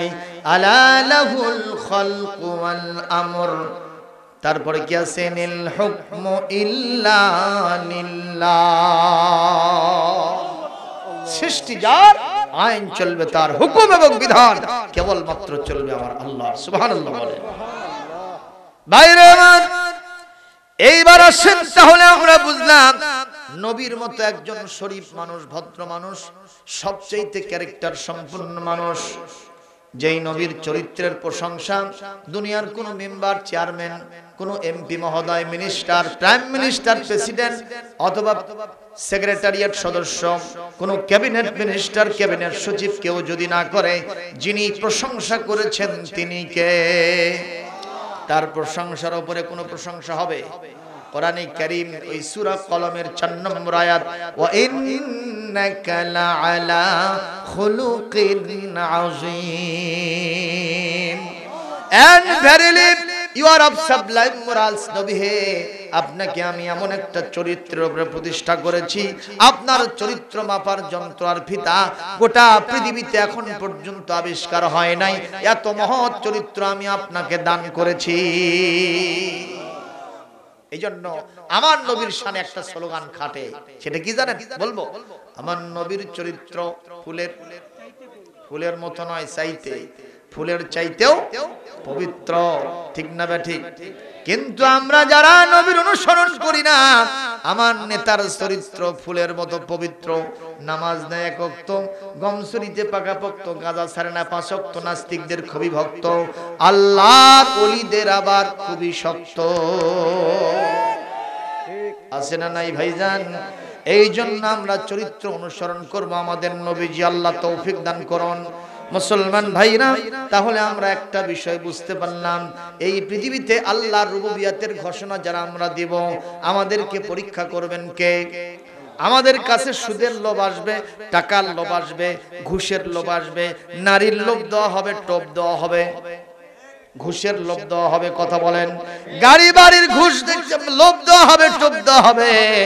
এমন কি শয়তান তার সমস্ত রাস্তা খুলে এইভাবে ডাকতে থাকবে, দেখো মিশাই মুসলমানদের সাথে থেকে তোমার এই কষ্ট করার দরকারটা কি? দেখো না কি সুন্দর তোমার জন্য ব্যবস্থাপনা, এই হোটেলে আসো, মোটেলে আসো, বাগানে আসো, গার্ডেনে আসো, কত শত শত নারী তোমাকে হাতছানি দিয়ে ডাকতেছে। মুসলমান, যখন আপনি আল্লাহকে রব হিসেবে মানলেন, ওই সব পচা পচা অনুষ্ঠানে যাওয়ার সুযোগ যদি যান, তাহলে কি আল্লাহকে রব মানা গেল? জোরে কোন? সুতরাং এই সব তো লোভ আর টোপ থেকে আমাদের মুক্ত থাকতে হবে। তাহলে আমরা আল্লাহকে রব মানার পরে এর উপরে দায়েম আছি, কায়েম আছি, ইস্তেকামাত আছে, সেটা প্রমাণিত হবে। ঠিক না ঠিক? পয়েন্ট 1 নম্বর শেষ। 2 নম্বর পয়েন্ট, ووصينا الإنسان بوالديه إحسانا। আমি আল্লাহ রাব্বুল আলামিন মানুষকে ওসিয়ত করেছি তারা যেন তাদের পিতা মাতার সাথে সৎ ব্যবহার করে। সুবহানাল্লাহ। বোঝা গেল আল্লাহর গোলামি করার পরেই পিতা মাতার দিকে তাকাতে হবে। ঠিক না ভাই? পৃথিবীতে আমরা আসছি কাদের ওসিলাই বলেন তো? বাপমার ওসিলাই। ওই যে যার ওসিলাই সিন্নি খাইতেছেন, সেই মোল্লারে চিনতেছেন না। ঠিক না? অনুরূপ ভাবে একথা চিন্তা করতে হবে, আমাদের মা বাবার কারণেই আল্লাহ আমাদেরকে পৃথিবীতে পাঠাইছেন।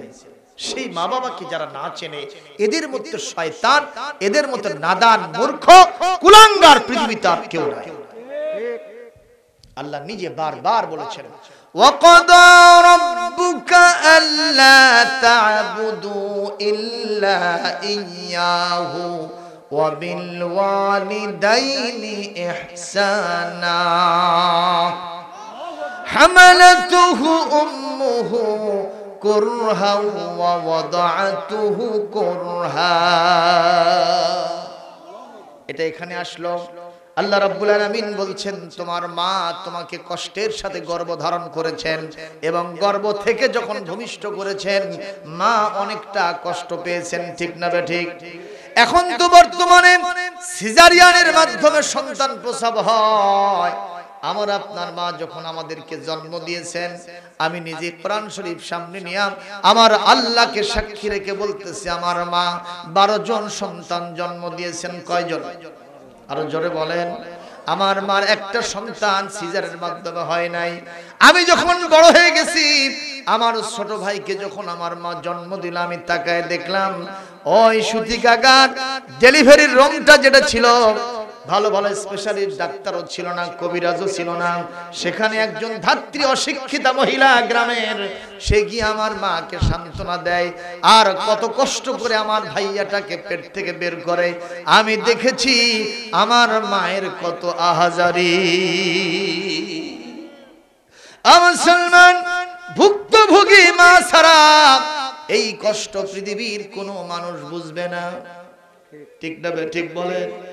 এই জন্য আল্লাহ রাব্বুল আলামিন মায়ের যে এত কষ্ট হলো, মাকে আল্লাহ মর্যাদা দিয়েছেন কয় গুণ? একটু জোরে বলবেন, আরো জোরে বলবেন। রাসূলুল্লাহকে সাহাবী জিজ্ঞেস করেন, হুজুর খেদমত করব কার? মান আহাক্কু বিহুসনি সাহাবাতি, কার খেদমত করব?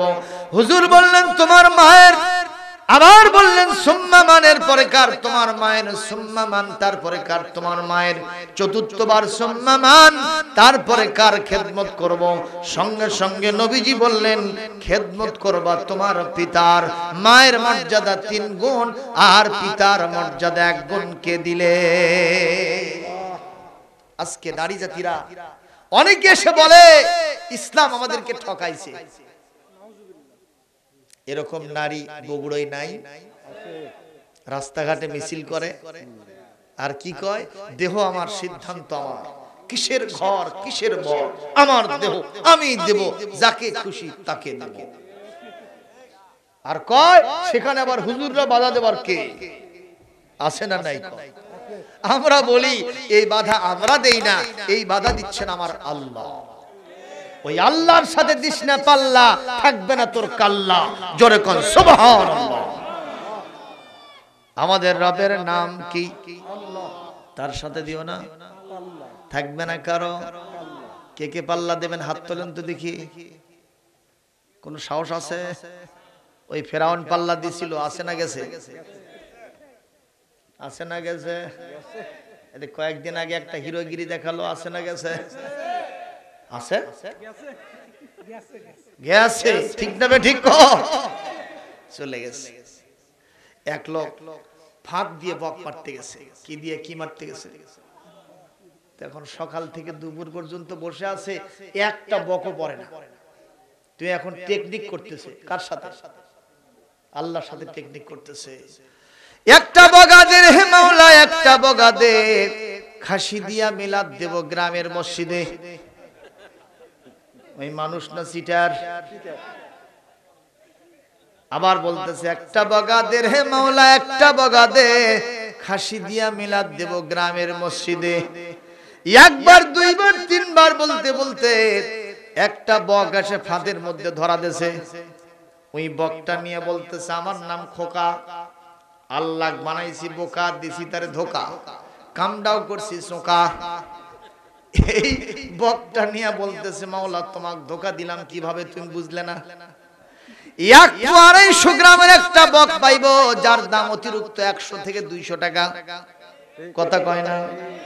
আর 10,000 টাকা দামের 10 কেজি বা তার চাইতে বেশি কেজি দামের একটা খাসি আমি 1 পোয়া বক নিয়ে ওখানে দেব 10,000 টাকা দিয়ে। তুমি কেমনে বুঝলা?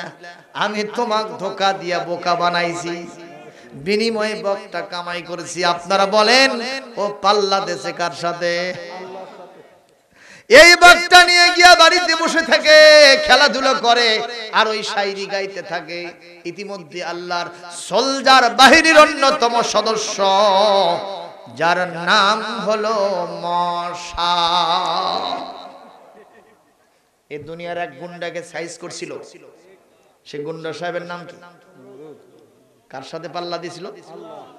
কয় যে আল্লাহ খতম করে আসছে ইব্রাহিম, এই যে দেখো আমার তীরের মাথায় রক্ত, মানে আল্লাহর বুককে ভেদ করে আল্লাহ শেষ করে দিয়ে তীর আবার ফিরে আসছে।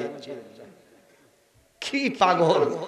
চিন্তা করে মশা বাহিনী দিয়ে আল্লাহ নেস্তেনাবুদ করে দিয়েছেন, ঠিক না ঠিক? আল্লাহ রাব্বুল আলামিন কোরআন কারীমের ভিতরে বলেন ইন্নাল্লাহা লা ইস্তাহি আইয়াদরিবা মাসালাম মা বাউদাতান ফামা ফাওকাহা। আল্লাহ রাব্বুল আলামিন মশার মতো নিকৃষ্ট প্রাণী দিয়া তোমাদের সামনে দৃষ্টান্ত দিতে কখনো লজ্জা করেন? কথা কয় না বাবা, লজ্জা করেন আল্লাহ? কারণ মশা দিয়াও উনি উদাহরণ দিতে পারেন, দৃষ্টান্ত দিতে পারেন। অধিকার কার? বাইরে আমার এক পর্যায়ে মশা ওর পিঠের মাঝখানে ধরছে। যেই লোকটা বক নিয়ে খেলা করে, কার সাথে পাল্লা দিল জানো? এবার পিছনে মশা ধরছে। মশা যদি হুল ফুটায় দেয়, হাতের মধ্যে বক আছে না নাই কোনো খেয়াল আছে? জোরে কম। এক হাত দিয়ে তাড়াতে নেয়, কোনো কাম হয় না। এবার চিন্তা করলো বক আছে না নাই, আগে মশা তাড়াইয়া দেই। ওই বক যে কোন সময় হাত থেকে গেছে, 2 হাত দিয়ে মশা তাড়াতে নিছে, বকটা ভ্রুত করে উড়ে চলে গেছে। আমার আল্লাহর সাথে পাল্লা দেওয়ার কারণে কাল্লাটাও গেছে। কথা কয় না, কথা কয় না।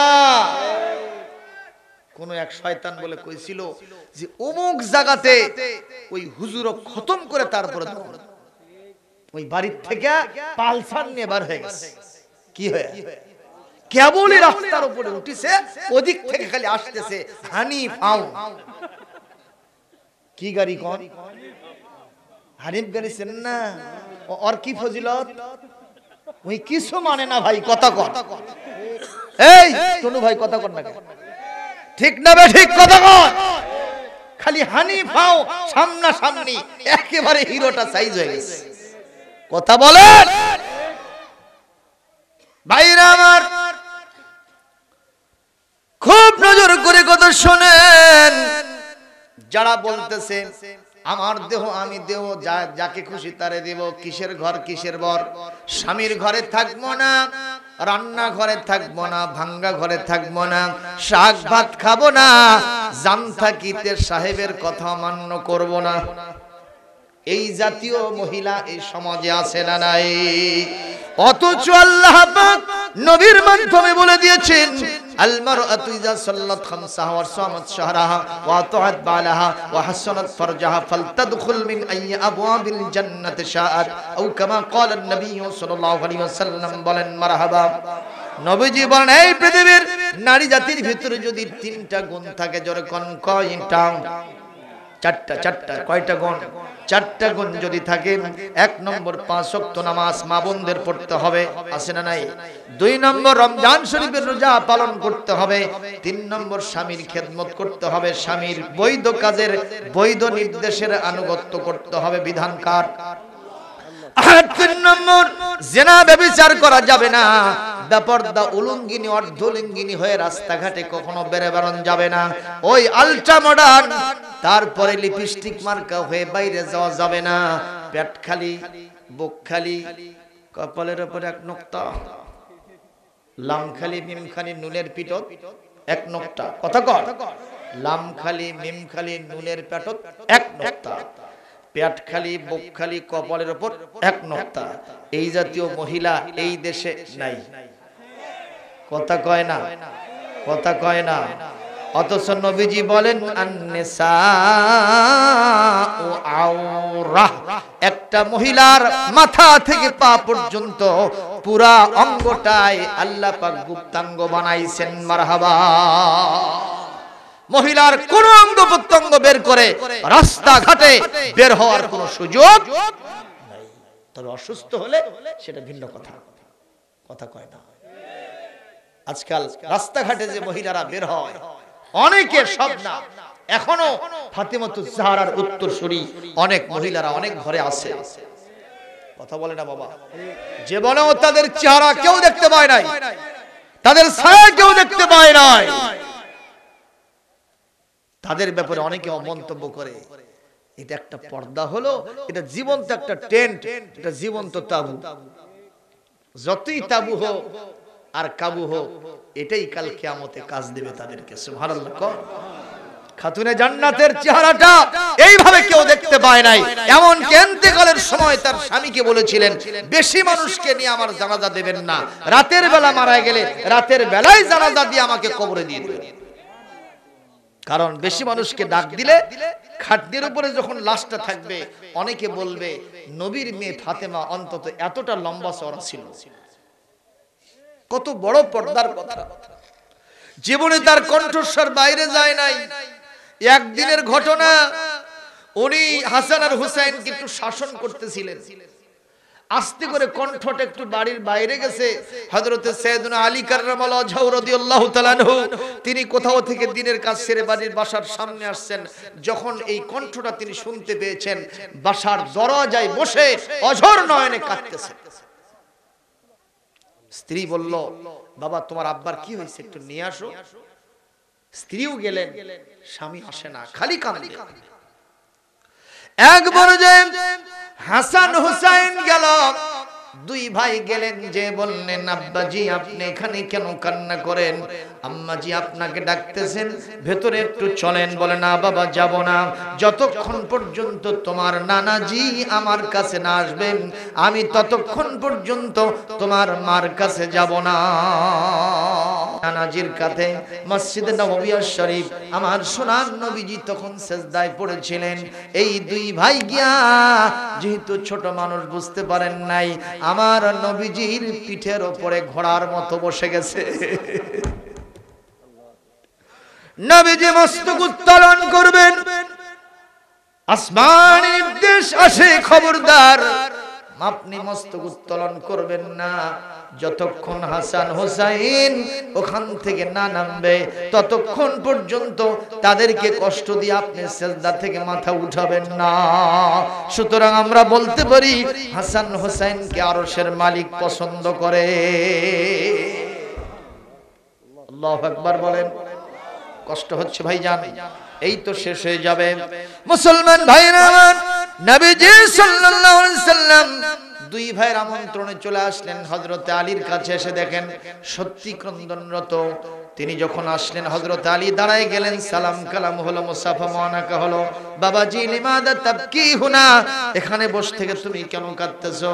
বলে আপনার মেয়ে খাতুনে জান্নাত ছেলেকে শাসন করতেছিল, আর তার মুখের আওয়াজটা এত জোরে আমি বাড়ির বাইরে থেকে শুনতে পেয়েছি। এটা যদি আমি না শুনতাম, অন্য কেউ যদি শুনতো, তাহলে পর্দার বড় খেলাফ হয়ে যেত। নবীর মেয়ে খাতুনে জান্নাত কেন এত জোরে আওয়াজ দিল? আমি বিচার চাই, বিচার না পেলে আমি ভেতরে যাইব না। জামাই খেলিয়া রাসূলুল্লাহ ভেতরে ঢুকলেন, মেয়েকে এক পাশে বসালেন, তিনি তার মেয়েকে আরেক পাশে বসালেন। মাঝখানে তিনি বসে দুইজনের ভিতরে কোরআন হাদিস দিয়া বুঝায়া বনিবনা সৃষ্টি করে দিলেন। বললেন, বাবাজি রে, এই পৃথিবীতে স্বামী স্ত্রীর ভিতরে যদি মহব্বত থাকে, আমার আল্লাহর আরশ খুশি হয়ে যায়। আর স্বামী স্ত্রীর ভিতরে যদি সম্পর্কের কাট হয়, যদি চিড় ধরে দা কুমড়ার সম্পর্ক হয়, শয়তান খুশি হয়ে যায়। কথা কয় না, কথা কয় না, কথা কয় না। আজকাল এরকম ব্যাপার স্যাপার আছে না নাই? স্বামী স্ত্রীর ভিতরে বিচ্ছেদ বেদনা আছে না নাই? কি নিয়ে কথা কাটাকাটি? কিছুই না, কিছুই না, সামান্য একটা ব্যাপার। সেইটা নিয়ে দুইজনকে পৃষ্ঠ প্রদর্শনী করে, আছে না নাই? ওই মাঝখানে শয়তান গেড়ে বসে স্ত্রীটাকে বলে, তোমার স্বামী যখন অফিসে যায়, তুমি কি জানো না ওর পাশে আরেকটা মেয়ে চাকরি করে, তার সাথে তার সম্পর্ক আছে, এই জন্য তোমাকে দেখতে পায় না। কথা কয় না। আর ওদিকে স্বামীকে বলতেছে, তুমি যখন অফিসে থাকো, তোমার স্ত্রী কার সাথে ফোনে কথা কয় তুমি জানো? এই যে দুইজনের ভিতরে প্ররোচনা দিল, কথা কাটাকাটি থেকে মারামারি, এরপরে বিচ্ছেদ, তোরে তালাক, তোর মায়ের তালাক, তোর নারীরে, তোর দাদিরে, তোর 14 গোষ্ঠী। আছে না নাই? এই মা, কেন তুমি এরকম করেছো মা? আল্লাহ রাব্বুল আলামিন কোরআনে কারীমের ভিতরে ইরশাদ করেছেন, ইয়া নিসাআন নবী লাস্তুন্না কাহাদিন মিনান নিসা ইন তাকাইতুন্না ফালা তাখযা'না বিল কওল। একটু জোরে বলতে হবে আল্লাহু আকবার। আরো জোরে বলেন আল্লাহু আকবার। আল্লাহ পাক বলেন, এ নবীর ঘরের মেয়েরা, খবরদার, খবরদার, তোমরা কথাবার্তা খুবই ইনিয়ে বিনিয়ে বলবা না, আবার জোরে জোরে কণ্ঠেও বলবা না। পৃথিবীর অন্য কোন মহিলাদের মতো তোমাদের আভ্যাস হবে না, চালচলন হবে না, কালচার হবে না। তোমাদের আলাদা একটা স্টাইল থাকতেই হবে। জোরে বলুন ঠিক কিনা? আমাদের দেশে মঞ্চে দাঁড়ায়া মহিলারা বক্তব্য দেয় না, খালি সেখানে মহিলারাই থাকে নাকি? জোরে কর, জোরে কর। আবার এখন আবার আরেকটা স্টাইল দেখতেছি ভাই, হুজুর সাহেব ওয়াজ করতেছে, মহিলা অতিথি মঞ্চে হাজির হয়ে গেছে। নেটের মধ্যে দেখা যাচ্ছে না? কথা কয় না বারে। এরা মনে হয় এইরকম ঠেলাগাড়ি ঠেলে না। এই যুবকরা ঠেলাঠালি করো না তোমরা। কি দেখতেছো নেটের ভিতরে? খালি উলঙ্গ ডান্স দেখতেছো না? এই জিনিসগুলো কি আসতেছে এখন? আমরা মনে হয় কিয়ামতের নিকটে চলে গেছি। ঠিক তবে ঠিক সভাপতি যারা হবেন, আমি মনে করি তাদেরকে খুব শক্ত হতে হবে। কোন মহিলাকে কোরআনের মঞ্চে স্টেজে আসতে দেওয়া হবে না, কারণ অবশ্যই মহিলাদের একটা পর্দা আছে। ঠিক না ঠিক? সেই পর্দা অন্য জায়গায় যদি লঙ্ঘিত হয়, অন্তত মসজিদে, মাদ্রাসা আর এই সমস্ত কোরআনের মাহফিল আমরা এটা লঙ্ঘন হতে দেব না, ইনশাআল্লাহ বলি আমরা। প্রিয় ভাইরা আমার, আল্লাহ রাব্বুল আলামিন বলেন, এই পৃথিবীতে মা তোমাকে গর্ভের ভিতরে কষ্টের সাথে ধারণ করেছিলেন, আবার কষ্টের সাথে গর্ভ থেকে তোমাকে নামাইছেন, আবার বুকের দুধটা 2.5 বছর চুষে চুষে তোমারে মানুষ করেছে। ঠিক তবে ঠিক বলে, মার নিন ঘুম হয় নাই, তোমার প্রসাব পায়খানা মা সাফ করে দিয়েছেন। আমরা পুরুষ মানুষ, আমরা সন্তানদের পিতা হয়েছি ঠিক, যখন সন্তান পরিষ্কার পরিচ্ছন্ন থাকে তখন আমাদের কোলে থাকে, ঠিক না ঠিক? কিন্তু যখন প্রসাব পায়খানা করে দেয় তখন সন্তান কার কাছে যায়? যদি নাও নিতে চায় আমরা জোর করে আমাদের কোল থেকে নামায় দেই। এই কষ্টের সময় মা সারা তোমার কাছে আমার কাছে কেউ ছিল না, জোরে বলেন ঠিক কিনা? সেই মাকে মায়ের কাছে গেছে একটা মদ খাওয়ার জন্য 10টা টাকা চাইতে, 20টা টাকা চাইতে, মা দেয় নাই। কুলাঙ্গার সন্তান মার বুকের মধ্যে ডেগার চালায় দিয়া মাকে জবাই করে হত্যা করেছে।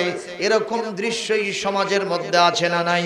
কোরআনের মাহফিলে ওই শয়তান মার্কা কুলাঙ্গার সন্তানের জন্য সরকারের কাছে দাবি জানায়, ওরে গ্রেফতার করে ঢাকা মহানগরীতে ওই বাইতুল মুকাররমের সামনে গাছের সাথে ঝুলায়া ব্রাশ ফায়ার করে উড়াইয়া দিতে হবে। এরকম একটা শয়তানকে যদি সাইজ করা যায়, বাংলাদেশে কোন সন্তান বাপ মার সাথে খারাপ ব্যবহার করবে না, ঠিক কিনা? মায়ের কত মর্যাদা। মহিলা মা বোনদের বলবো, ও মা আপনাদের অনেক মর্যাদা, একটু খেয়াল করেন, আমি শেষ করে দেব। হযরতে মুসা কালিমুল্লাহ আলাইহিস সালাম আমার আল্লাহর কাছে অনেক প্রশ্ন করতেন, সেই প্রশ্নের জবাবও কে দিতেন? একবার তিনি প্রশ্ন করলেন, আল্লাহ আমি যখন মারা যাব, মারা যাওয়ার পরে আমার কবর হবে কোথায়? আল্লাহ পাক বলেন, মুসা লা তাসআলু আন আশিয়া ইন তুবদালাকুম তাসুকুম, এমন প্রশ্ন করো না যেটা প্রকাশ করলে তোমার খারাপ লাগবে। যেখানে তোমার কবর দিব এইটা তুমি শোনো না, তোমার খারাপ লাগবে। হযরত মুসা বললেন, আল্লাহ আল ইনসানু হারিসুন ফিমা মুনিআ, এই পৃথিবীতে নিষিদ্ধ জিনিসের প্রতি মানুষের আকর্ষণ বেশি না কম? একটু জোরে বলেন। আল্লাহ গো কেন বললেন আমার কবর কোথায় হবে সেটা আমি শুনতে পারবো না, আমি আরো বেশি করে জানতে চাই, শুনতে চাই আমার কবর কোথায় হবে। আল্লাহ বললেন, এ মুসা যেখানে তোমার কবর দিব শুনলে তোমার মন খারাপ হবে। হযরত মুসা বলেন, আল্লাহ বলতেই হবে, কারণ মুসা আলাইহিস সালাম খুব জেদি নবী ছিলেন। সুবহানাল্লাহ। কি নবী? জেদি নবী। আল্লাহ বললেন, মুসা রে শোনো শোনো, তোমার কবর হবে তোমার এলাকার একজন কসাইয়ের কবরের পাশে। কসাই কি করে ভাই? ধান চাল বেচে। কসাই কি বেচে ভাই? গোশত। আমাদের এলাকার লালু ভাই আছে নাকি? এই টাইপের যারা আছে এনারা নয়, আপনার মালতিনগর নয়, বক্সিবাজার নয়, কলোনি বাজার নয়, অন্যটার কথা করছি, ঠিক না বেঠি? কারণ এখানে এনাদের বিরুদ্ধে বললে সমস্যা হতে পারে। দেখবেন যেরকম ঝুল মারে মনে হয় খালি বেশি গেল, ঠিক না বেঠি? আমার মতো এক হুজুর বাজারে ঢুকছে, এখন কসাইরা খালি উলু জোগাড় দেয় না, হুজুর এটি আসেন এটি আসেন। একজন জুব্বা টেনে ধরছে, ভাই জুব্বা টেনে ধরলেন কেন? অনেক দিন ধরে আপনাকে খুঁজতেছি। কেন? 1 কেজি দেব, কেজিতে একটু 250 গ্রাম আপনাকে বেশি দেব, দাম 1 কেজির দেব। কেন? বলে অনেক দিন ধরে ব্যবসায় উন্নতি হয় না, বউ বিটি নিয়ে খাবেন, আর একটু আমার ব্যবসায় উন্নতি হবে, বরকত হবে। হুজুর খালি বুক টান করছে, ম্যাপে নেওয়ার আগেই টাকা দিচ্ছে, যেভাবে হালে দিল মনে হয় 1.5 কেজি। হুজুর আরো বুক টান করছে, তরকারি হাঁটি গেছে, তরকারি ওয়ালারা করছে, হুজুর খুব খোশ মেজাজ লাগতেছে, কি হয়েছে আজকে আপনার? কয় না বেশি চাই না, ওজন ঠিক মতো দেবা। গোশত আলামাত 6 কেজি দেওয়ার কথা, সেখানে প্রায় 1.5 কেজি দিয়েছে, টাকা 500 নিছে। ঠিক না ঠিক কর? তো বলছি হুজুর গাও বড় জ্বলালেন বারে, কষাই বেশি দিছে, দেখি তাহলে আমার তরকারি মাপা বাদ, আপনার গোশত মাপা শুরু। মাপা দেখে যে 1 পোয়া বেশি দেওয়ার কথা, ঠিক অগ্নেই কম দিছে। কি নাউজুবিল্লাহ না সুবহানাল্লাহ। আচ্ছা, এই মার্কা কষায়ের কবরের পাশে যদি মুসাকে সুসরও কবর হয়, তাই মানবে? জোরে কোন মানবে? বলতেছে আল্লাহ এই কষায়ের আমল আমার জানা আছে। আমার ভাইয়েরা যারা কষাইগিরি করেন, আপনারা মন খারাপ করবেন না, কারণ ওজনে কম দিলে কাল কিয়ামতে আল্লাহর কাছে ধরা খাওয়া লাগবে কিনা? কথা বলেন। ওয়াইলুল লিল মুতাফফিফিন, যারা ওজনে কম দেয় তাদের জন্য ওয়াইল, ধ্বংস। কে বলেছেন? আমরা যিনি যেটা করব, মেপে নেওয়ার সময় বেশি নিব, দেওয়ার সময় কম দেব, এটা যেন না হয়। পারবো ইনশাআল্লাহ? এটা খালি ওই জাতীয়র জন্য বুঝেন না, যিনি যেটা করেন। কাপড় বিক্রেতা, যে কাপড়ের মধ্যে সমস্যা আছে, ক্রেতাকে আপনি বলেন ভাই এটা তো নিয়েছেন, এখানে এই সমস্যাটা আছে, তাহলে আপনার ব্যবসাটা বৈধ হবে, হালাল হবে। নচেত ওই একটা খারাপ কাপড় বিক্রি করেছেন, সারা দিন যদি আপনি 1 কোটি টাকার ব্যবসা করেন, সমস্ত টাকা হারাম হবে। কার ঘোষণা? খুব সাবধান থাকতে হবে। কষ্ট পাইতেছেন নাকি ভাইয়া? হযরত মুসা আলাইহিস সালাম বললেন, আল্লাহ আমি এই মার্কা কষায়ের কবরের পাশে কবর চাই না। আল্লাহ বলেন, মুসা রে, নামটা শুনে মাথা গরম করো না, একটু কামটাকেও কদর করো, ভেতরে কিছু ব্যাপার সেবার আছে। হযরত মুসা বললেন, আল্লাহ কি ব্যাপার আছে? বলে, তার এমন একটা আমল আছে যে আমলের কারণে আমি আল্লাহ তার কবরটা তোমার পাশে পছন্দ করেছি। সে আমলটা কি শুনবেন না? শুনবেন ভাইজান। একবার যে হযরত মুসা আলাইহিস সালাম বললেন, আল্লাহ কি আমল না দেখা পর্যন্ত আমি দম নেব না। আল্লাহ পাক বললেন, তাহলে বাজারে যাও। মুসা আলাইহিস সালাম বাজারে গেলেন। আল্লাহ পাক বললেন, দেখো সব দোকানদাররা উঠে চলে গেছে, একজন কসাই গোশত বিক্রেতা এখন উঠে যায় নাই। কিছু সংখ্যক গোশত তার দোকানের সামনে রয়ে গেছে, ঠিক না ঠিক? এই গোশতের ভিতরে একটা প্রাণীর, হালাল প্রাণীর মূল গোশতগুলো সে রেখে দিয়েছে। এত টাকা দাম হাকি কাস্টমাররা কারো কাছেই সে বিক্রয় করে না। এই ব্যক্তিটা যখন উঠে বাড়ির দিকে রওনা করবে, তুমি তার মেহমান হবা, আর তার বাড়িতে গিয়া বসে থেকে দেখবা তার ভেতরের আমলটা কি। আর এইটা দেখার সাথে সাথে তোমার কলিজা ঠান্ডা হয়ে যাবে। দোকানদার উঠে বাড়ির দিকে বিদায় হয়। হযরত মুসার সামনে দাঁড়ায় বললেন, ইয়া আইয়ুহাল কাসাব, আসসালামু আলাইকুম ওয়া রাহমাতুল্লাহি ওয়া বারাকাতুহু, হাল তারিফুনি, তুমি কি আমারে চেনো?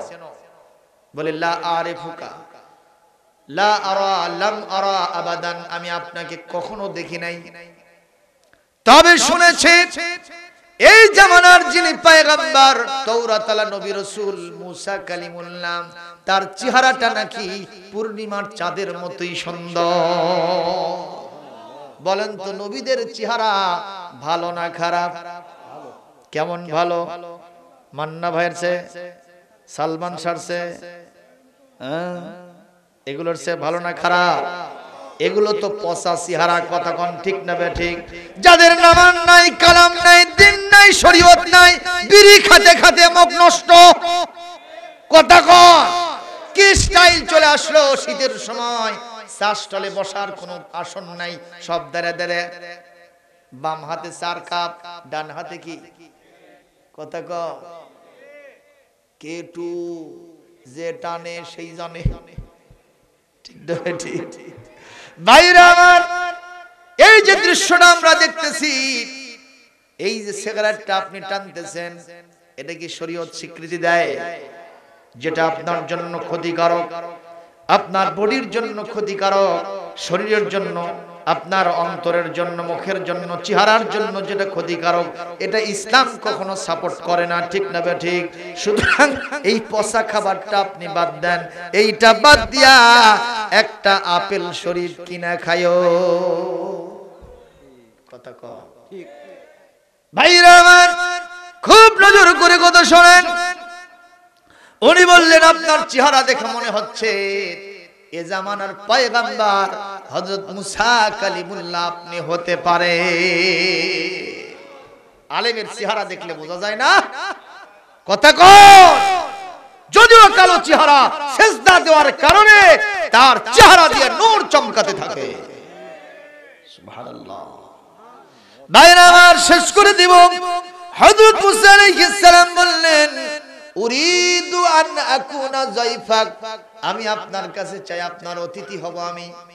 বলে আপনার মতো মানুষকে যদি অতিথি হিসেবে পায়, আমার এর চাইতে বরকত আর কিছুই নাই। তবে একটা শর্ত আছে। কি শর্ত? আমার বাসায় গিয়ে আপনি বসবেন, 2টা ঘন্টা আপনার সাথে আমি কোনো কথা বলতে পারবো না। আমার কিছু ব্যক্তিগত কাজ আছে, এগুলো সারবো, তারপরে আপনার সাথে দেখা করব। যদি শর্ত মানতে পারেন আপনাকে আমি মেহমান বানাতে পারি।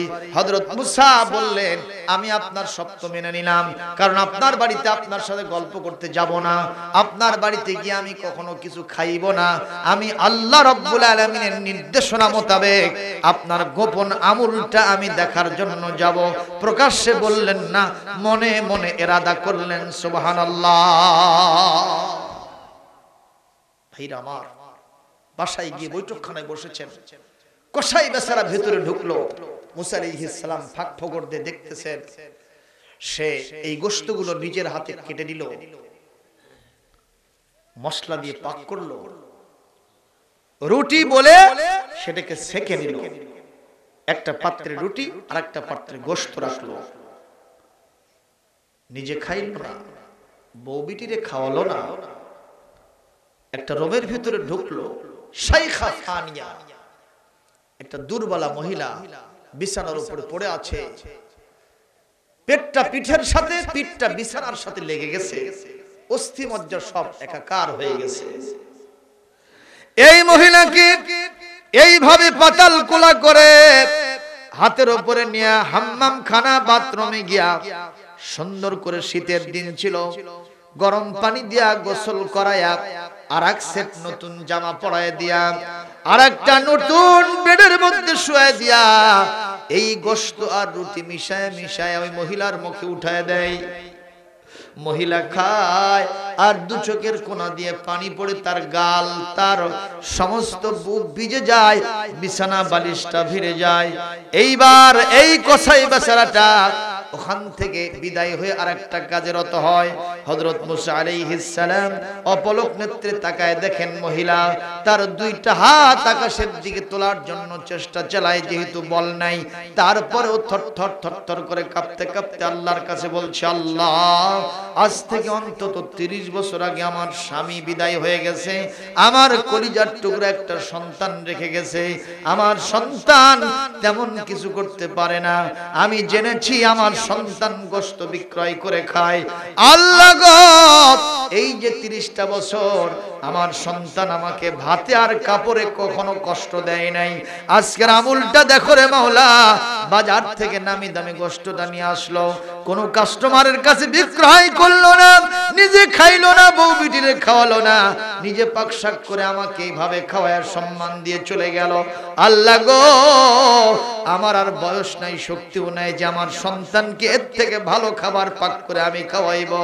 ও আল্লাহ, তবে তুমি বলেছো আল ওয়ালিদাইনি মুস্তাজাবাত দাওয়াত, এই পৃথিবীতে সন্তান পিতামাতা যদি সন্তানের জন্য দোয়া করে তুমি নাকি কারেন্টের মতো কবুল করে নাও। আল্লাহ, আমি আমার সন্তানকে চোখের পানি দিয়া তোমার হাওলা করে দিলাম, আর বললাম, শোনো, আমার সন্তান তেমন আমল আখলাক জানে না, তেমন আমল আখলাকও পারে না, তবে আমার সাথে ভালো আচরণ করেছে, এজন্য দোয়া করি আমার সন্তানের আমলের ত্রুটি থাকতে পারে। এই জামানার সবচাইতে ভালো মানুষ মুসা কালিমুল্লাহ আলাইহিস সালাম ইন্তেকালের পরে যে জমিনে শয়ন করবে, যেখানে তার কবর হবে, আমার সন্তানের কবরটা ওই মুসার কবরের পাশে তুমি করে দিও। এই কথা বলাও সারা মহান আল্লাহ সুবহানাহু ওয়া তাআলা তিনি এইটা কবুল করাও সারা মুসা আলাইহিস সালাম সিজদায় পড়ে গিয়ে আল্লাহর কাছে কাঁদেন আর বলেন, আল্লাহ, নবী হিসেবে নবীর কবরের পাশে কবর হবে না, ওলির কবরের পাশে, আলেমের পাশে হবে না, খাঁটি ইমানদারের কবরের পাশে হবে না। এই রকম মানে একজন কসাইয়ের কবরের পাশে আমার কবর যদি হয়, অথবা আমার কবরের পাশে তার কবর যদি হয়, আমি মুসা কখনো মন খারাপ করি না, আমার কলিজা ঠান্ডা হয়ে গেছে। ওগো মা, তুমি এ ধরনের শ্রেষ্ঠ নিয়ামত, তোমারই পদ তলে রয়েছে জান্নাত। কোরআনে আল্লাহ তাআলা তারই পরে মা বাবার কথা দিলেন, তাদেরও প্রতি সদা ইহসান তরে, ইহসান তরে। মা বাবার খুশিতে যে আল্লাহর সন্তোষ, তাদেরই রাগে তিরপ হয় যে সন্তোষ। খোদারি রহম তারা এ ধরার বরকত, খোদারি রহম তারা এ ধরার বরকত।